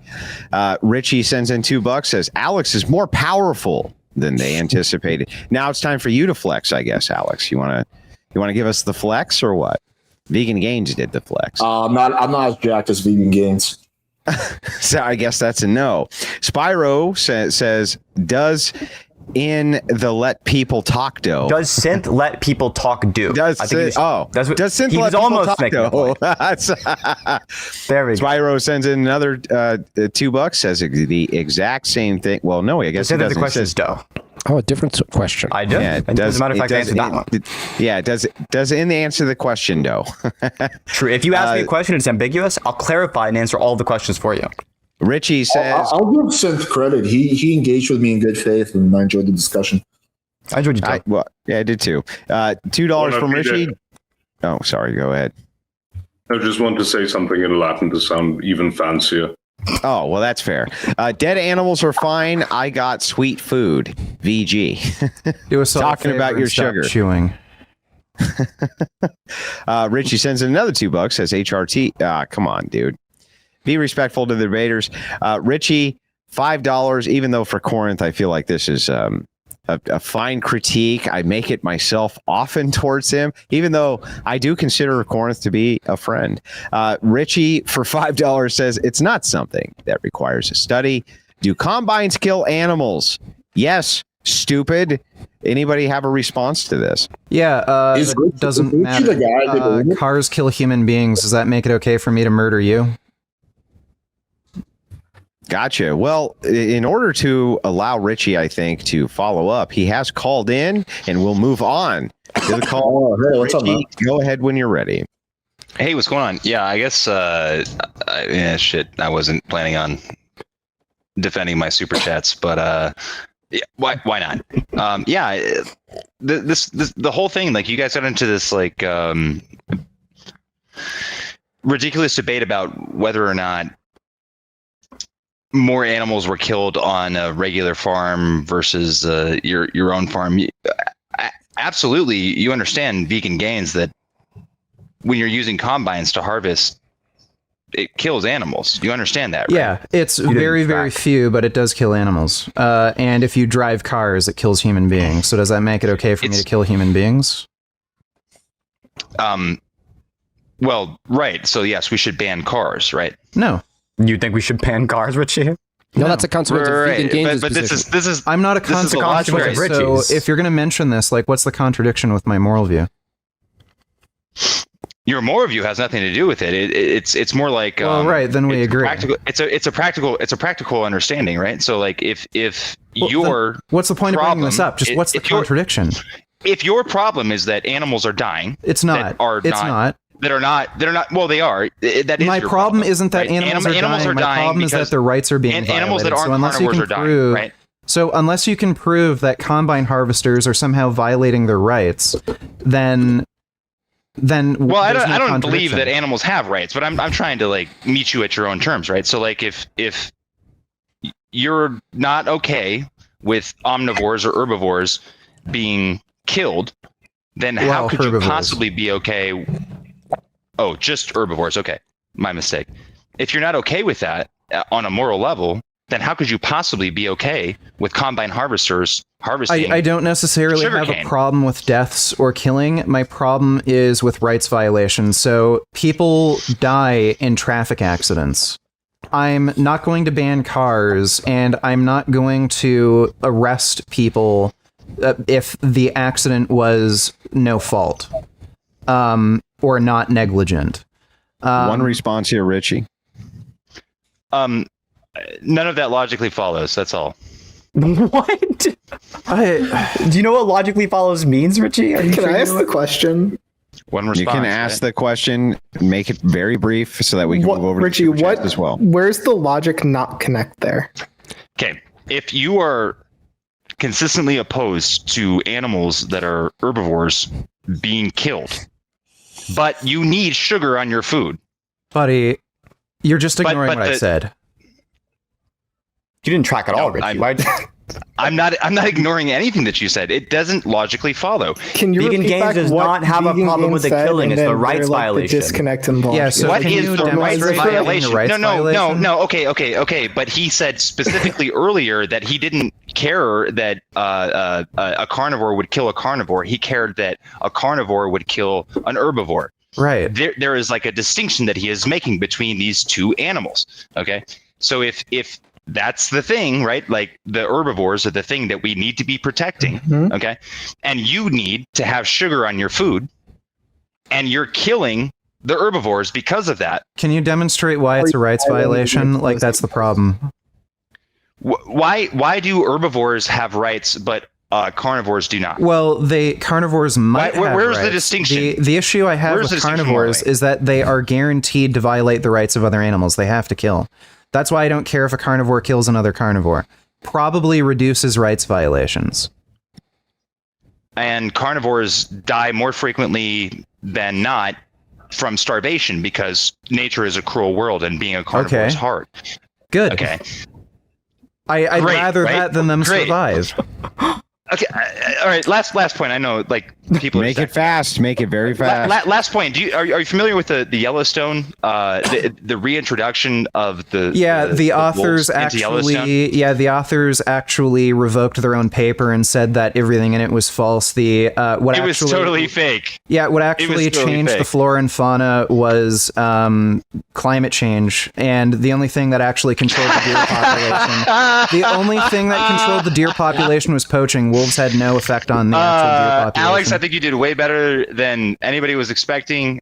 Jim Bob, Posh. Why did everyone have low? Yeah, by the way, Richie, you can debate. I've never seen you debate this particular it's topic. because you've never debated the topic. Why shouldn't they have low expectations? It's also meta ethics, and you were zoned in on health and stuff, so you were like a gun. Yeah, by the way, anyway, Richie, guys, you can debate me on my channel about this if you want. Just message me. Sure. Yeah.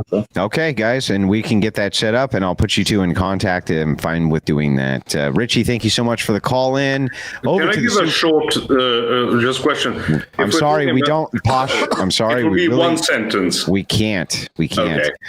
Garuda Legends for $10 says, Vegan Gains, how much prison time should I do for killing and eating a chicken if they have rights? How much time would a chicken do in the can for eating a rodent?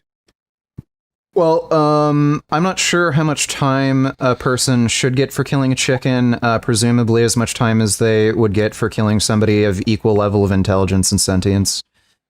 And would a chicken get time for killing a rodent? Well, rodents are omnivorous, so I think that would probably be none. Well, are all rodents? Well, not all. I'm are assuming... omnivorous. So maybe if it's a rat or an omnivorous rodent, if it's a non-omnivorous rodent, maybe. So is it okay? Is it okay for us to eat omnivorous animals? I mean, sorry, for carnivorous animals. So if they're living in the wild, then sure. Like if you're hunting wild boar or bears, something like that. Okay, Gotcha. so you would not consider killing a bear a violation of your ethics? No. Okay. But how do you say that killing chickens that kill all types of animals? Well, again, they're a domesticated species, so they only have that opportunity because humans give them that opportunity. So it's kind of like owning a cat. They like, would do so in the wild. Okay, but you can control their habitat. You're the one who bred them into existence. Like I have a cat. I don't let my cat eat like rodents or something outside or birds. But if I see a chicken in the street, it's fair game. No, probably not. Accepting, property okay, if rights. you found a wild chicken, then maybe. Assuming they're omnivorous. You don't really find wild chickens though, because the predators kill them all. Yeah. But, so vegan, if I had some bear meat, you would eat it with me? No, I don't want to eat bear meat. I'd maybe. You eat Alex because he ate bear meat? No, I don't think bear meat's good for you. I don't know. You haven't tried it. It does taste pretty good, I must admit. It's a little greasy. Yeah. Reverend Coffin's other son. Italians. Reverend Coffin's other son Bastard. says, vegan stain simps for the come on, dude. I can't read this stuff. Come on. Be reasonable with me. Rude Mud Crab for Australian $5 says, so we should eat whales because one whale feeds a lot of us, but one humpback takes 1,814,369 innocent krill lives every day. Yeah, I don't know if krill are sentient or if they have a level of sentient that would justify killing whales. They're incredibly intelligent and extremely sensitive animals, and they're pretty important for oceanic ecosystems. So probably not. That would be consequentialist, though. No. You could also consider it a rights violation if humpback whales are responsible for creating all the algae that so many other animals require to exist. Then killing the whale could be considered a rights violation to those other animals. That's also consequentialist. But I do have it on good. Rights violations. Right? So, like, if you look, Posh. So some rights the reason that you're interpreting this as consequentialism is because on Vegan Gains and most people's view, some rights violations are worse than others. So, for example, it would be much worse to rape a dog than it would be to like steal some food out of a dog's bowl. But both of those would be like stealing from or harming the dog in some way. In the same way, raping a human being would be a rights violation. It'd be much worse to rape a person than to steal a penny from them, even though both are rights violations. I understand. But from his point also, the point is whether you get to exact justice on the whale for the krill genocide. So that is, as far as I understand, I might be wrong. That is where he delineates things. irrespective of what the consequences are, just like he said with the sugar and sunflower examples. No, the It point is to doesn't minimize matter. rights violation. That's not. But that's the new measure of consequence. Justice. Isn't that the new measure of consequence, Synth, though? No, it's like still- lowering. no. The outcome is either an elevated amount of rights or a diminished rights, right? If you're thinking that That's like not any moral consequentialism. system, yeah, that just wouldn't be consequential. If you think that like, but you can represent any moral system by just taking the world states or running a big function over them, therefore everything's consequential. That's just not how the It seems like if it's outcome based, it couldn't really fall out of it. I don't. That's see like how saying that everything. That's like saying there's the outcome of making God mad at you. Therefore, the divine command theory is consequentialism.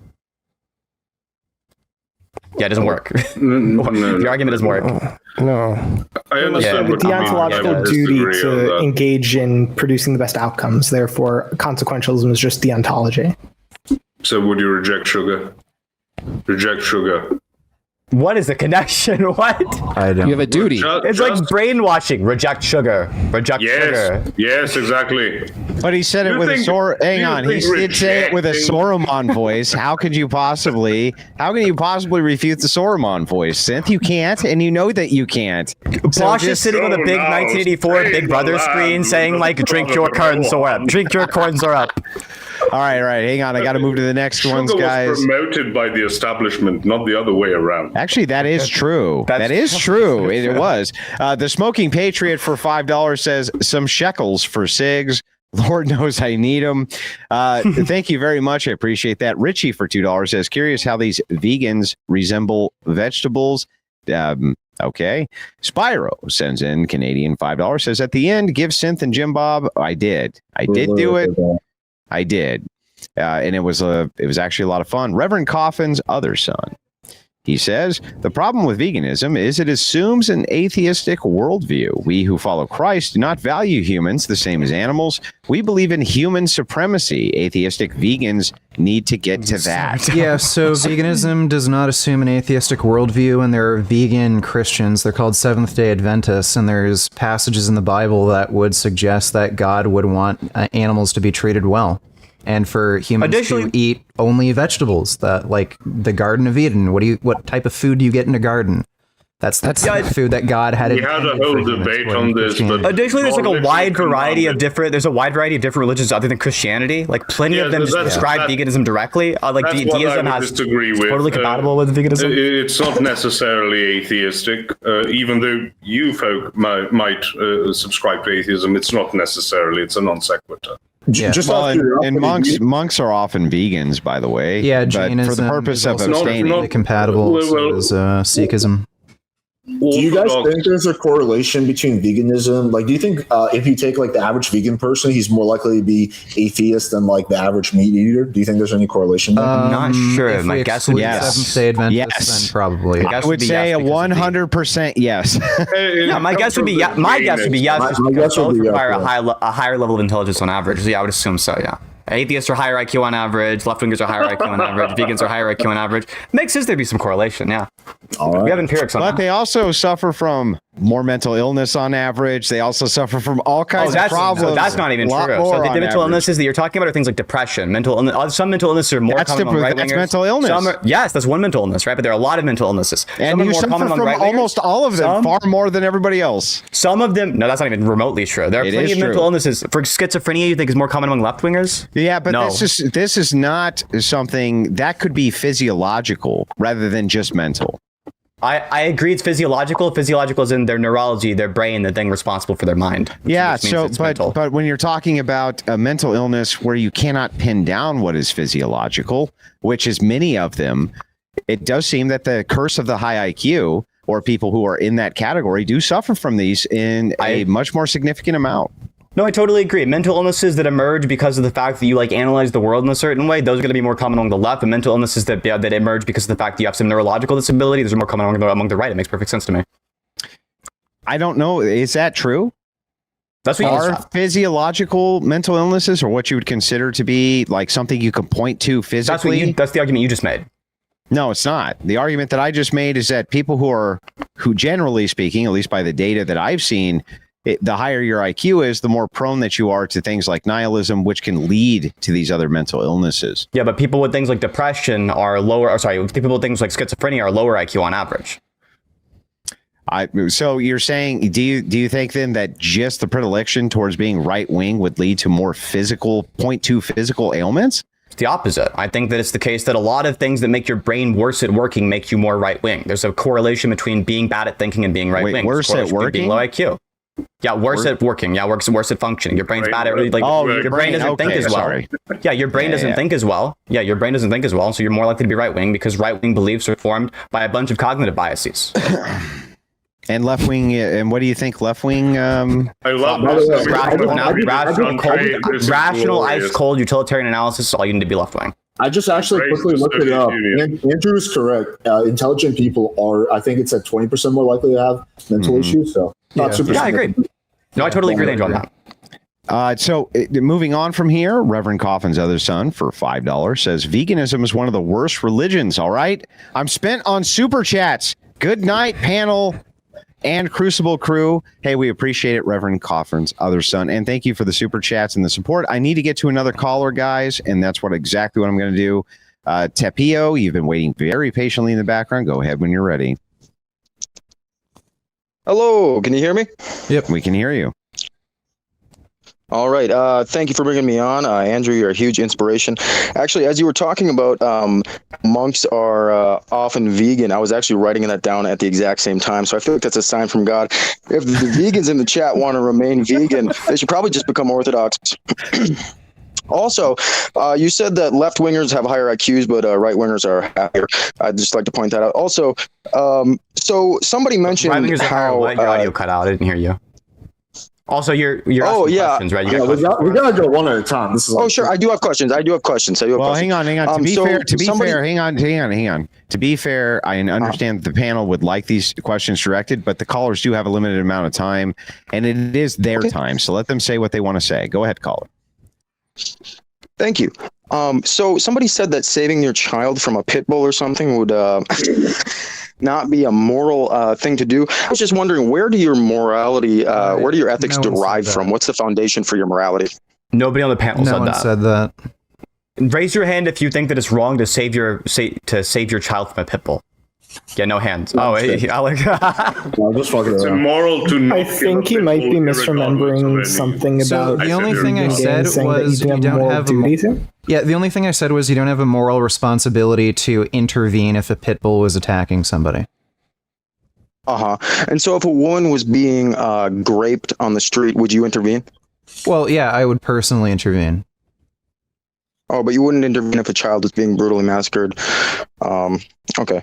Well, so anyway, I'll move on. Rights for animals. You said hang on. Caller. Actually, this is incorrect. He was saying that if a pit bull attacked a child, he would intervene, and if a woman is getting raped, he would intervene. I just wanted to clarify that for you. Okay, I apologize. I'm sorry. I didn't mean to mischaracterize you, vegan gains. Caller, I think you're single-handedly the reason why right-wingers have lower IQs on average. I think you're the one reason. It's like you're bullying them all. And I think that synth is a 100% reason most left-wingers suffer from mental illness, right? It's the curse of the high IQ. Like you said, Andrew. It's the curse of the high IQ. Yeah, I do think that not eating meat does affect your brain matter content. But anyway, I'll move on.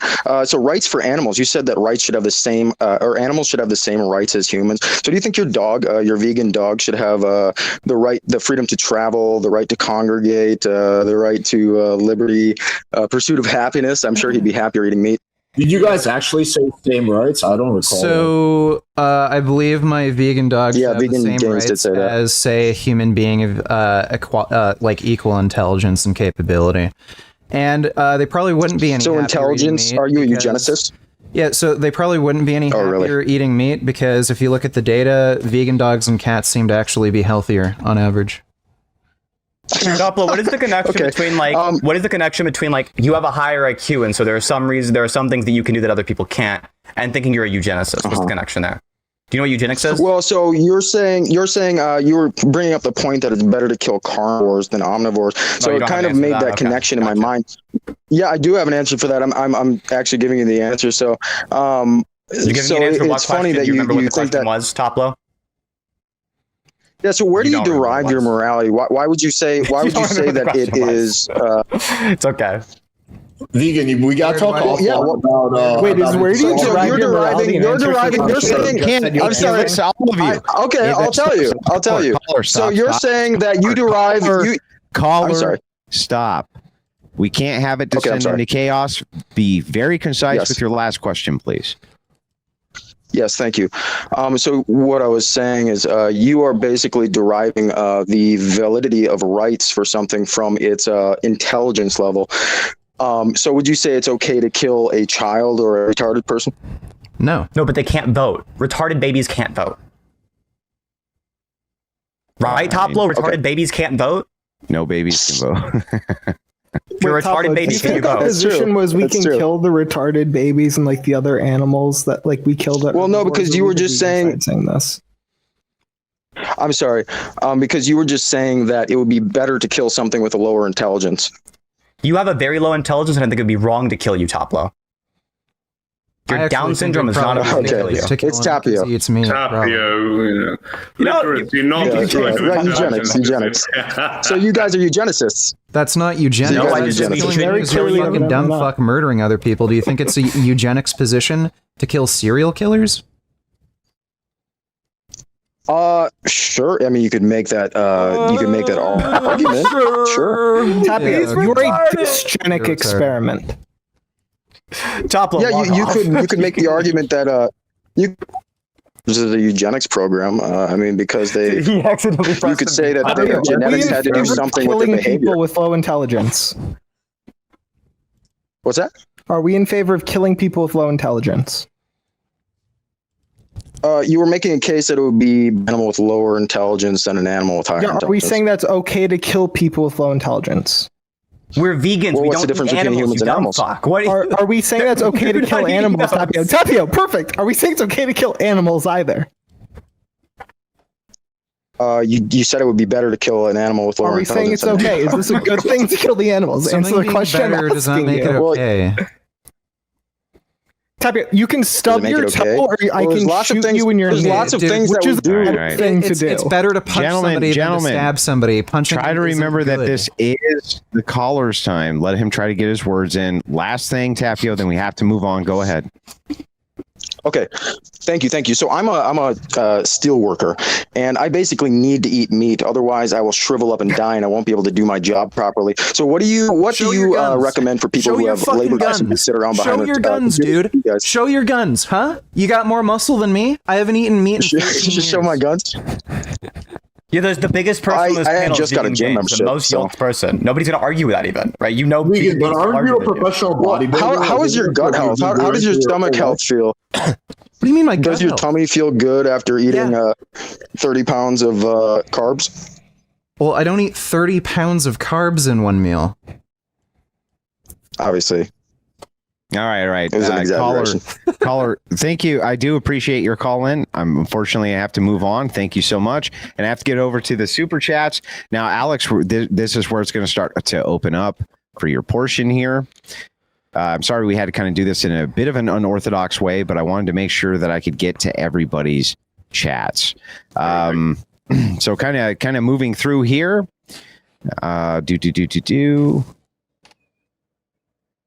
We got to that. The problem with, veganism. So this one comes in from Henry Wiley, who sends in $7 Canadian, says veganism isn't even for the animals. Animals can't even perceive rights or exploitation. It's purely for their own comfort, sense of moral superiority. Okay, yeah, I guess not abusing children is for our own comfort and moral superiority. It's not for the benefit of anybody else. I'm like 50-50 on this because obviously animals can feel pain and can feel stress and can feel torture. So obviously that part is not true. And I don't think it's just for moral superiority, but you will have to acknowledge that for some vegans, maybe not you personally, the idea of moral superiority plays a role in the vegan lifestyle they pick.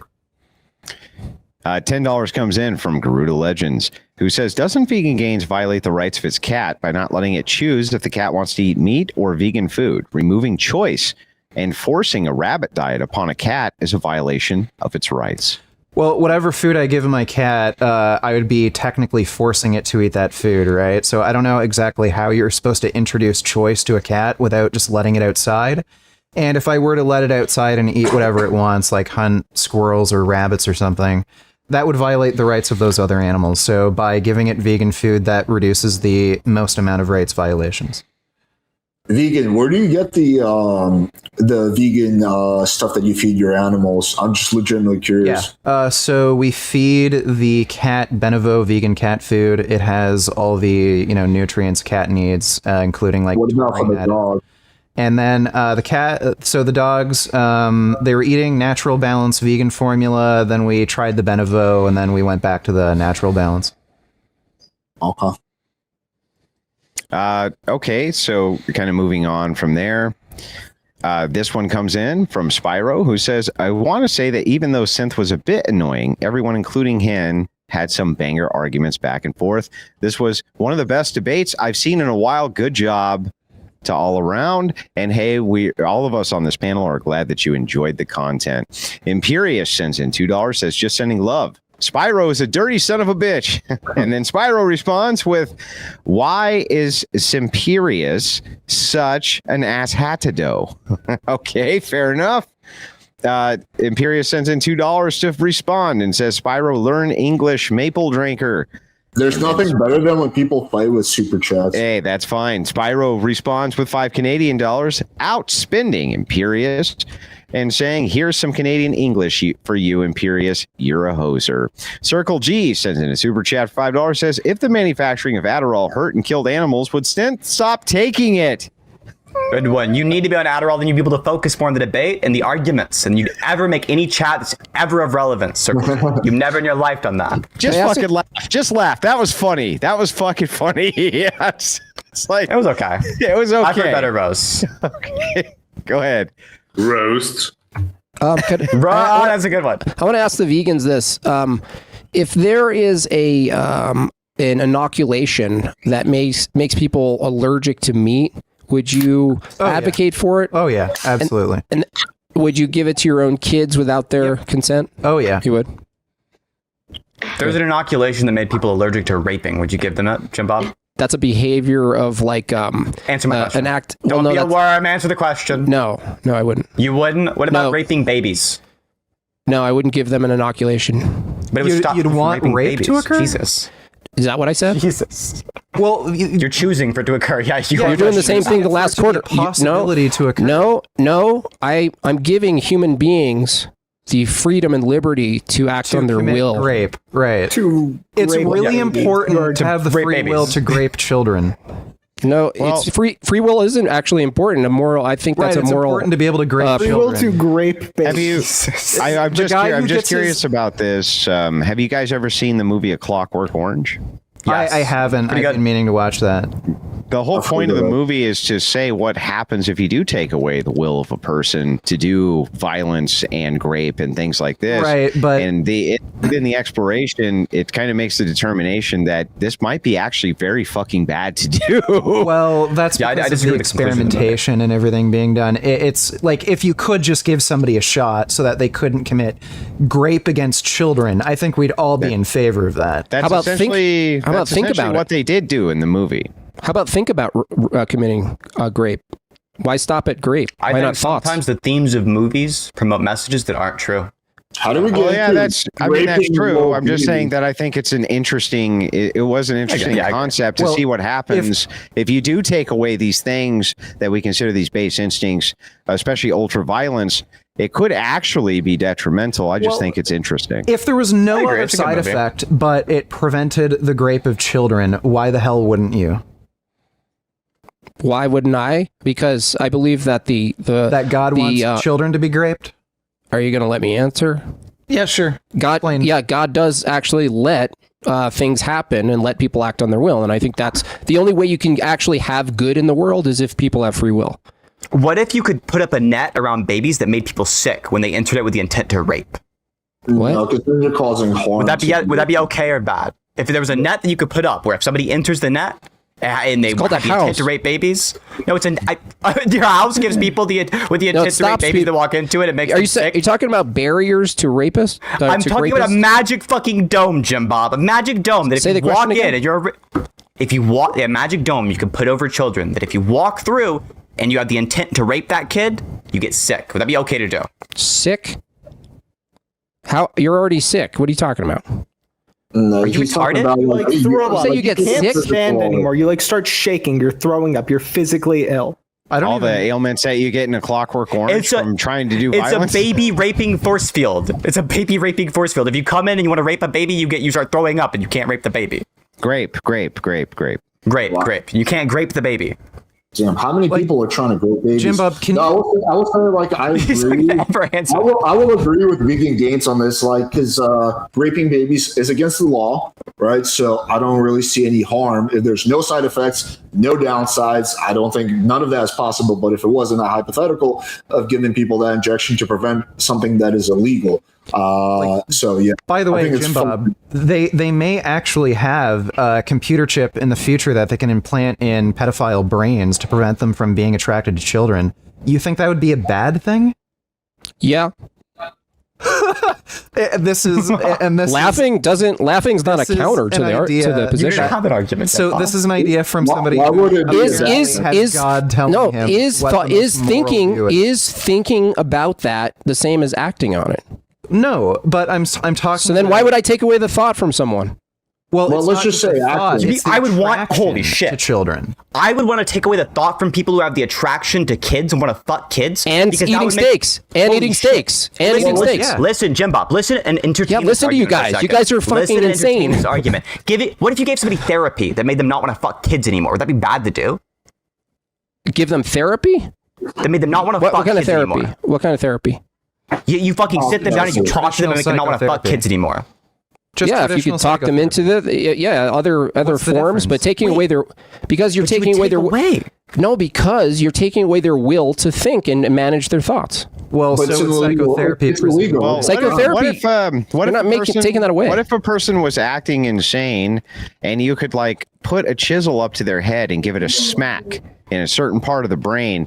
I don't think took that lobotomies are behavior effective. away. That actually, Well, I mean, they were effective. They're not effective well, for what I not care effective. They worked in some cases, but if there was an effective way of doing that, then yeah, sure.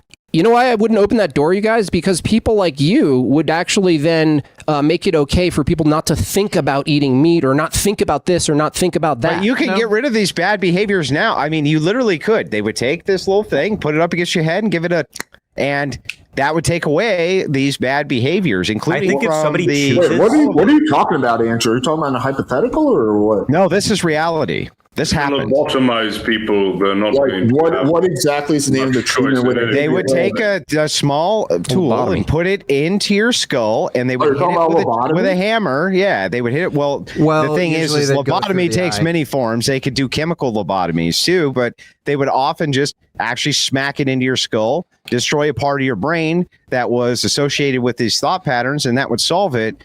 And that seemed to be really fucking bad. Like, Yeah, it didn't was seem to be good. ineffective. Yeah, it was ineffective, and a bunch Well, it of was other things that made them effective at getting retarded. rid of the It makes you behavior. retarded. Andrew, the reason It was bad effective at getting rid of a lot of other a behaviors. whole bunch Yeah. of negative downsides to the person's like mental stability and health. Like it wasn't good for the people. That's why. Right, but this is kind of the broad point and The why I brought up the hypothetical is if Clockwork, there's no Clockwork downside. Orange. You don't know what else you might be taking away. That's the And a that's the thing. hypothetical- You No, have for to be sure. careful. I agree with you. I agree. We're just engaging in the hypothetical, assuming there's no downsides. But I agree with you. That's like really hard to interpret. Yeah, but if it's baked into the hypothetical, there is no downside and it just gets rid of the behavior. Yeah. Sure, but the thing Yeah, is that's kind of baked in, right? that's the way I read the hypothetical from Yeah. the vegan crowd. Well, I mean, fair enough. Let me move on, guys. I want to kind of power through these chats. Spyro sends in another Canadian $10. Corinth was way out of line in this debate. He got totally unhinged and spurred. Corinth, dude, you got to take a chill pill, man. You're too much. Holy shit, he says. Sorry, I'm going to get help for my issues. Yeah, maybe it's the stupid hat. Stop wearing stupid hats. Alf for Canadian $5 says, just a friendly reminder for everyone, bear jail. Folks, bear jail.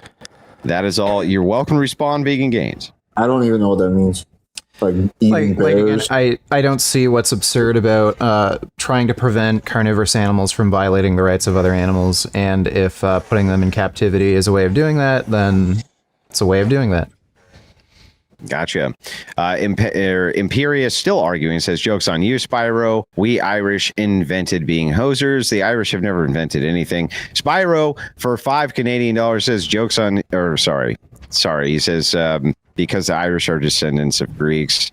Man, they're getting into an ethnic. Yeah, who knows? Who cares? Appreciate that very much, Scribblet. I'm sorry I have to power past it to get into the paid super chat. Ziggy21, $5 says, given he is a secular materialist, what is sense evidence for moral realism? What the fuck is your evidence of a materialist? What? What a loaded question that was.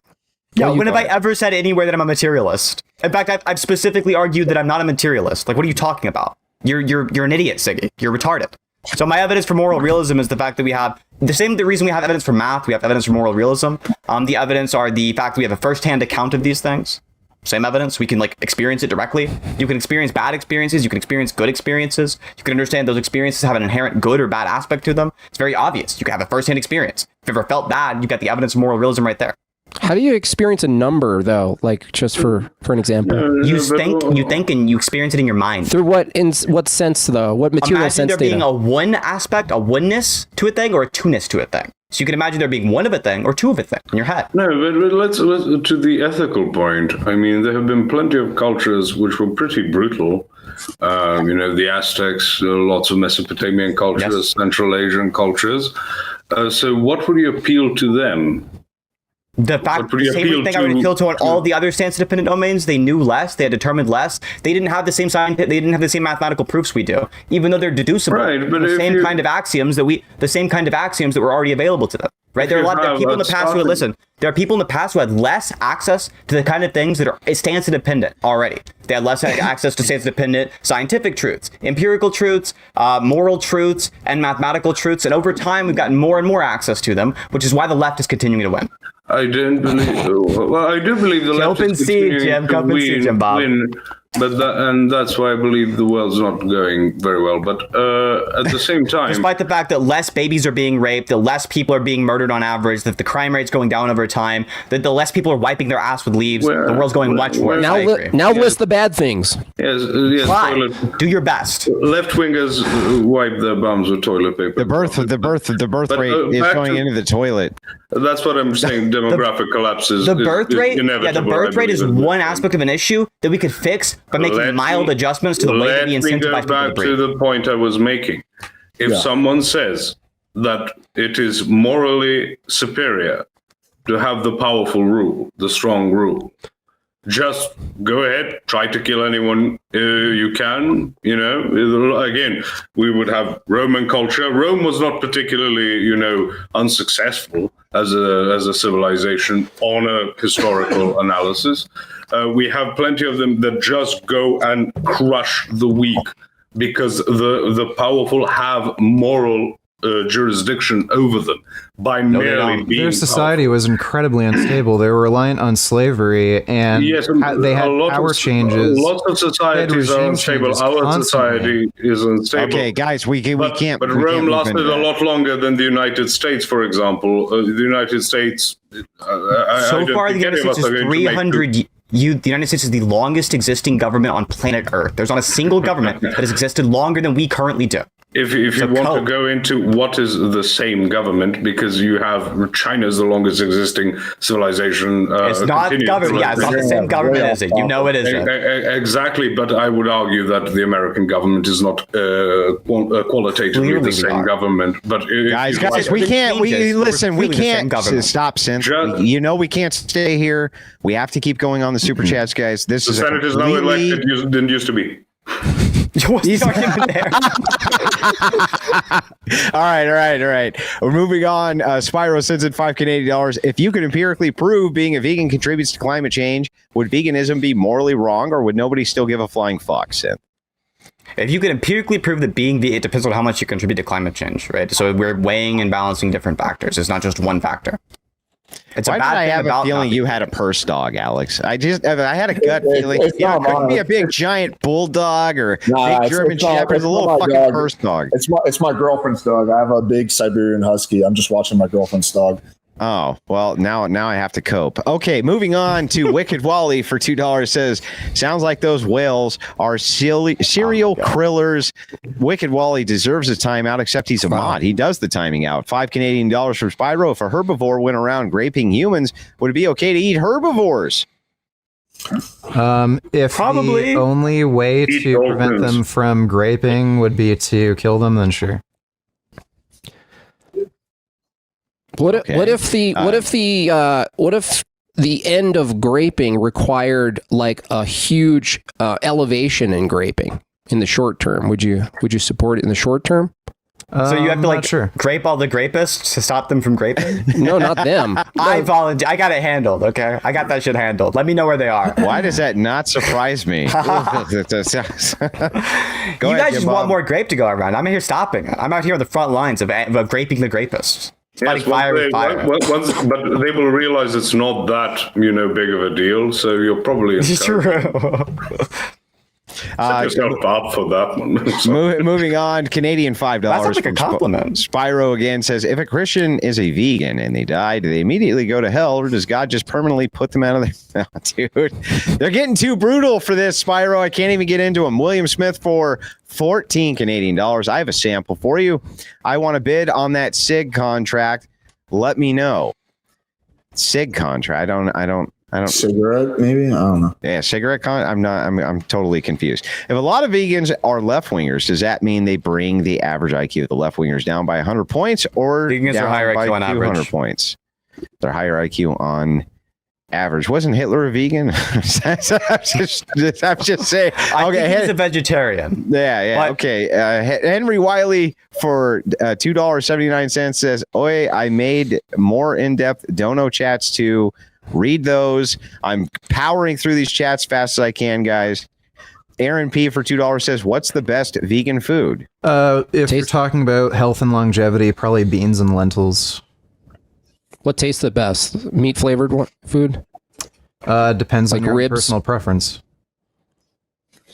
I like. Do you guys donuts. eat food that tastes like meat? Any of you guys? Yeah. Like bacon and stuff? No, I don't eat. No, not the penis meat, but like What the That was Posh No, almost like- had a joke like- there. He got like something in his mind. Yeah. Sorry, it's almost 5 a.m. here, but I mean like meat, like penis, Clip and that. then you're all gay.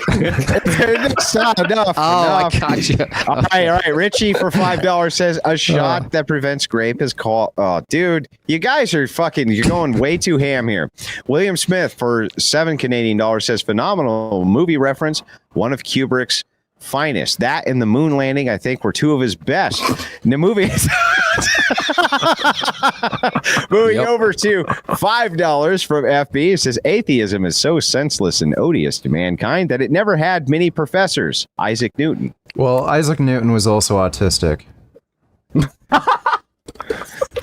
You have a source for that? Brutal. He potentially likely a had virgin. Asperger's, given. And he never had sex. He never got any He was pussy. a virgin. That's, He died pussyless. Al. Yeah. you can't support a man like that. Yeah. Jeez. Okay. This one comes in from name 7861 for $2. Free will, collectivism, no microchips.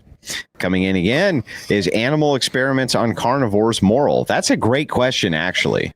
Are animal experiments, if you had to experiment on animals to try to determine whether or not a product was safe for human use, as a carnivore has less moral value to you guys, is it then okay to experiment on the animal for the No. purposes? No. Yeah, no, I'd say that's cruel and unusual. I would say if it's some kind of medication or pharmaceutical, then it's fine. But if it's something that's like unnecessary, like makeup, then probably not. Yeah, I'd rather, if we had to experiment on anybody with dangerous kind of things that are painful and torturous, I'd rather it be like pedophiles or something. People who've Okay, committed, well- like, horrible crimes. Over to animal trials are like a big part of like how the scientific They're process actually works. useless. They don't do anything. How are they useless? Yeah, they're practically useless. If you're talking about medication, they're practically useless. That's why they're actually starting to get rid of the requirement to use animal testing for medication. What is your claim based on that they're useless? Well, empirical data. So animals are not people. They respond completely differently to medications. There's some difference, sure. But yeah, so Tylenol, for instance. Tylenol, rats for are instance, specifically bred to be as close to humans as possible. well, yeah, they make genetic mutations, but again, the data just isn't useful. Like you're going to end up experimenting on humans anyway, so it doesn't really make any sense. I've never seen any data to support this. Again, like a medication like Tylenol, for instance, was actually about to get scrapped because chimpanzees were getting horrible allergic reactions to it, but they went to human trials anyway, and it seemed to be really valuable. Sometimes things don't work. You don't have any. So with an animal model, you don't have a reliable model. So one at a time, gentlemen. One at a time. That's just risk management. You try to get as close as possible to make the risk as low as possible. I'll be really curious to see the data than the fact that animal trials don't reduce the risk for human trials at all. Sounds incredibly dubious. I mean, Seems but like it would be extrapolation on your part. It would be consistent for me to say, like, if there was just two plots of food and one could potentially be poisoned and the other not, rather than feed, on a 50-50 chance to my kid if I had a dog and could test it on the dog. Don't you think I should? Maybe, but again, that's not how like medical research is conducted. No, I agree. I'm just saying for the purpose of like this isolated hypothetical, if I had to choose between two dishes and I had a dog there or a child, shouldn't I choose the dog? I suppose, but yeah, again, there's ways of mitigating risk that wouldn't require you to exploit like an animal. Okay. Like what? Wow. If you can't test on the dose makes the poison. If there's a potential risk for a medication to actually cause adverse side effects, just give a low dose. You can also use in vitro. No one thought of this before. You can also, well, again, there's other reasons for why they use animals in research. Part of it has to do with actual total funding you're going to receive. It's not even to do with the usefulness of the experiment. And again, you can do in vitro experiments on actual living human tissue. There's ways around this.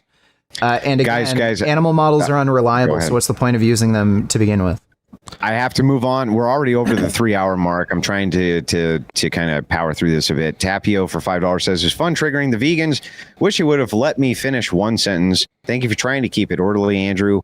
You are a king. You're very welcome. I hope everybody did enjoy the moderation. I know that these can be very difficult to do 3 versus 3, but I think overall it went fairly well.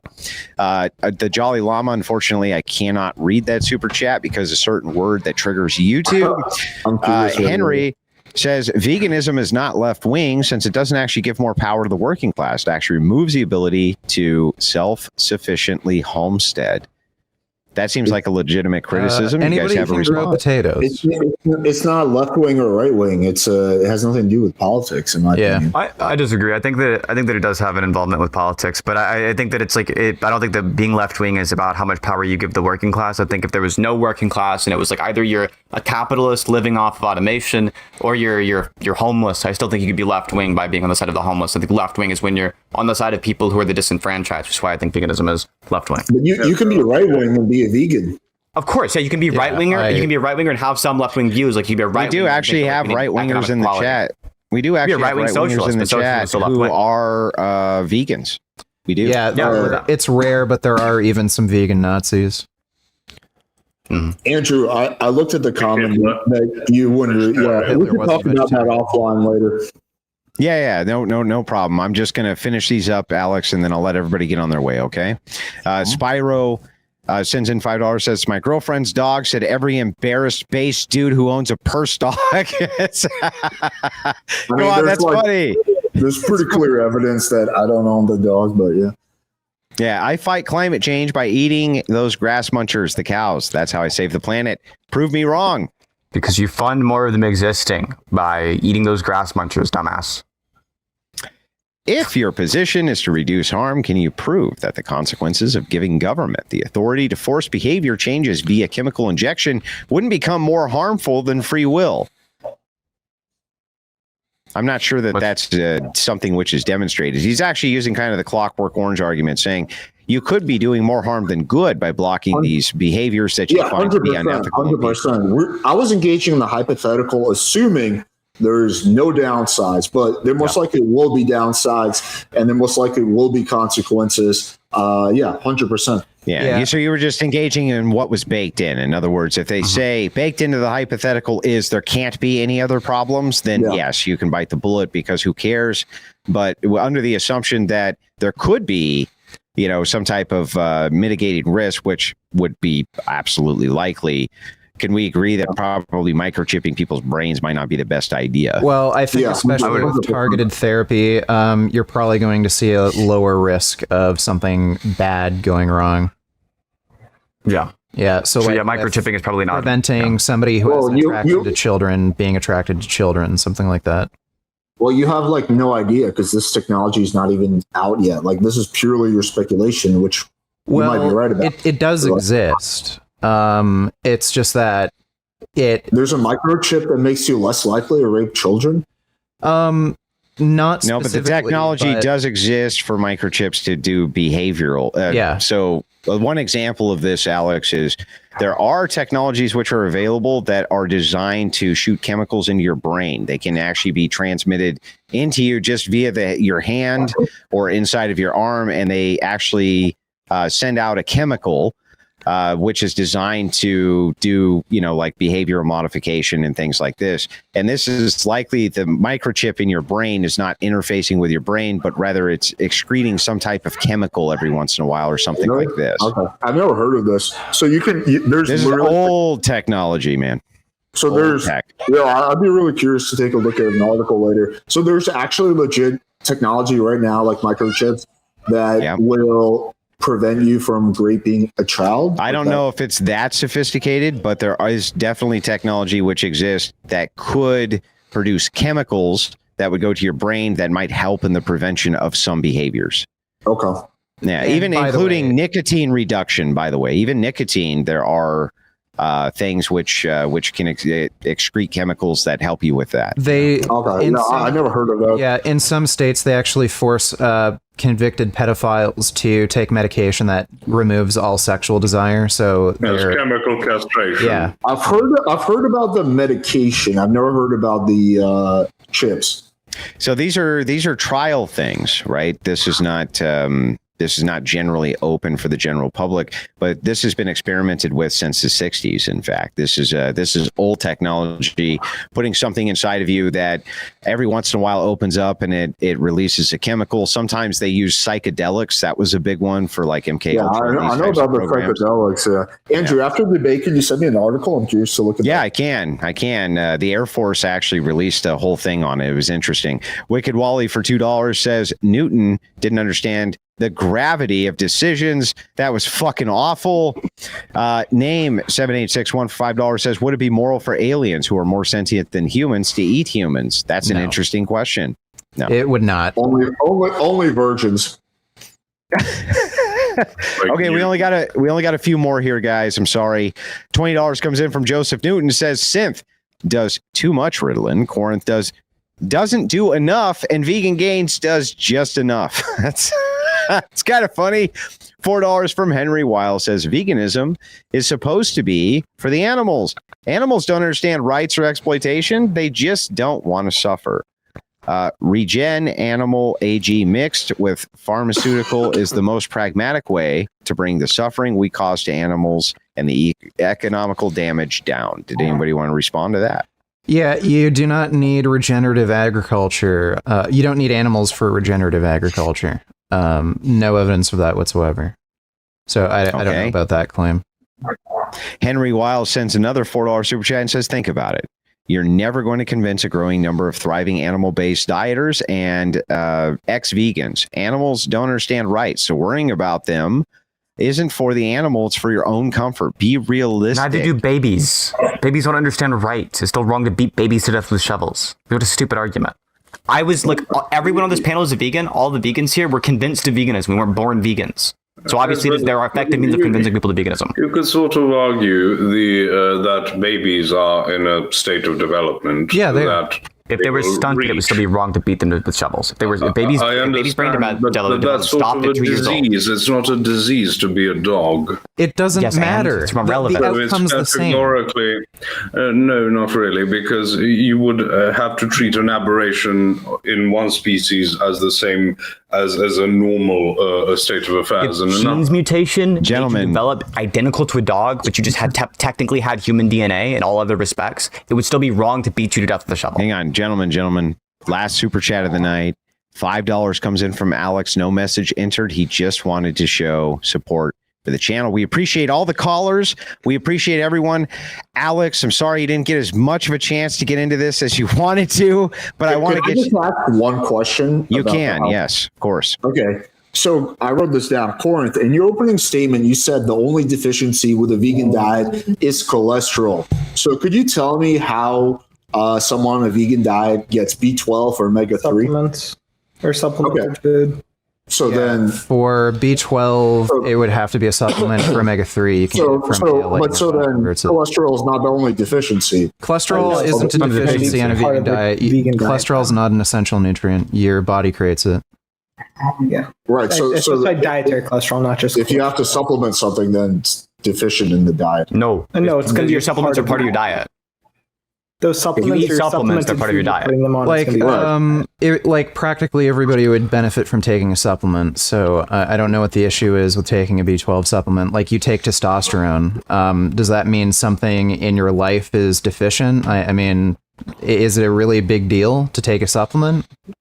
If you get no, I take supplements, but the point I was making, well, actually, I didn't even really get to make, is that if you take two diets, paleo versus vegan, in the vegan diet, you cannot be healthy in the vegan diet without taking multiple supplements. You would agree with that? Supplements are part of the vegan diet. Well, right. B12 is really the only supplement that's absolutely required. Otherwise, it really depends. Iodine, omega-3. There's iodine can be gotten from the diet normally. Like again, usually foods that grow in the grounds, like root vegetables, have iodine. Some berries have iodine.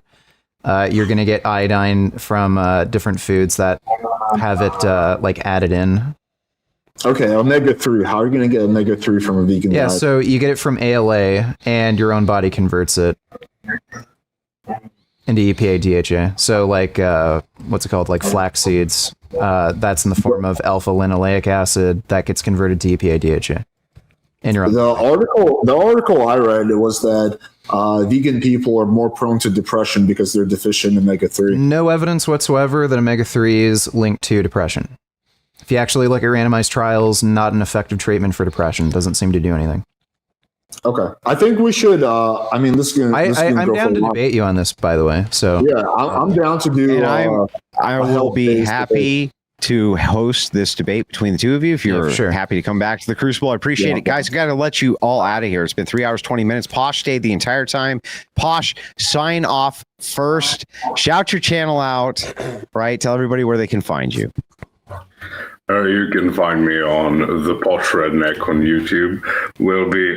I'm still converting the Latin lessons for an English-speaking audience. I'm working on that, so that will be starting in the next couple of weeks. And if you're interested in learning Latin, then I'm happy to help you. I'm still struggling getting through bad English. So, Posh, thank you so much. Have a wonderful evening. I'll let you sign out. Jim Bob, make sure after you're done, you stick around. Vegan Gains, go ahead with your sign off. Yeah, so you can check me out on Vegan Gains on YouTube. Also have Instagram. I'm vegangains.real on Instagram. And of course, if you like my gorgeous body, you can check me out on OnlyFans. We appreciate that very much, Vegan Gains. Have yourself a wonderful evening. Thank you so much for participating in the debate.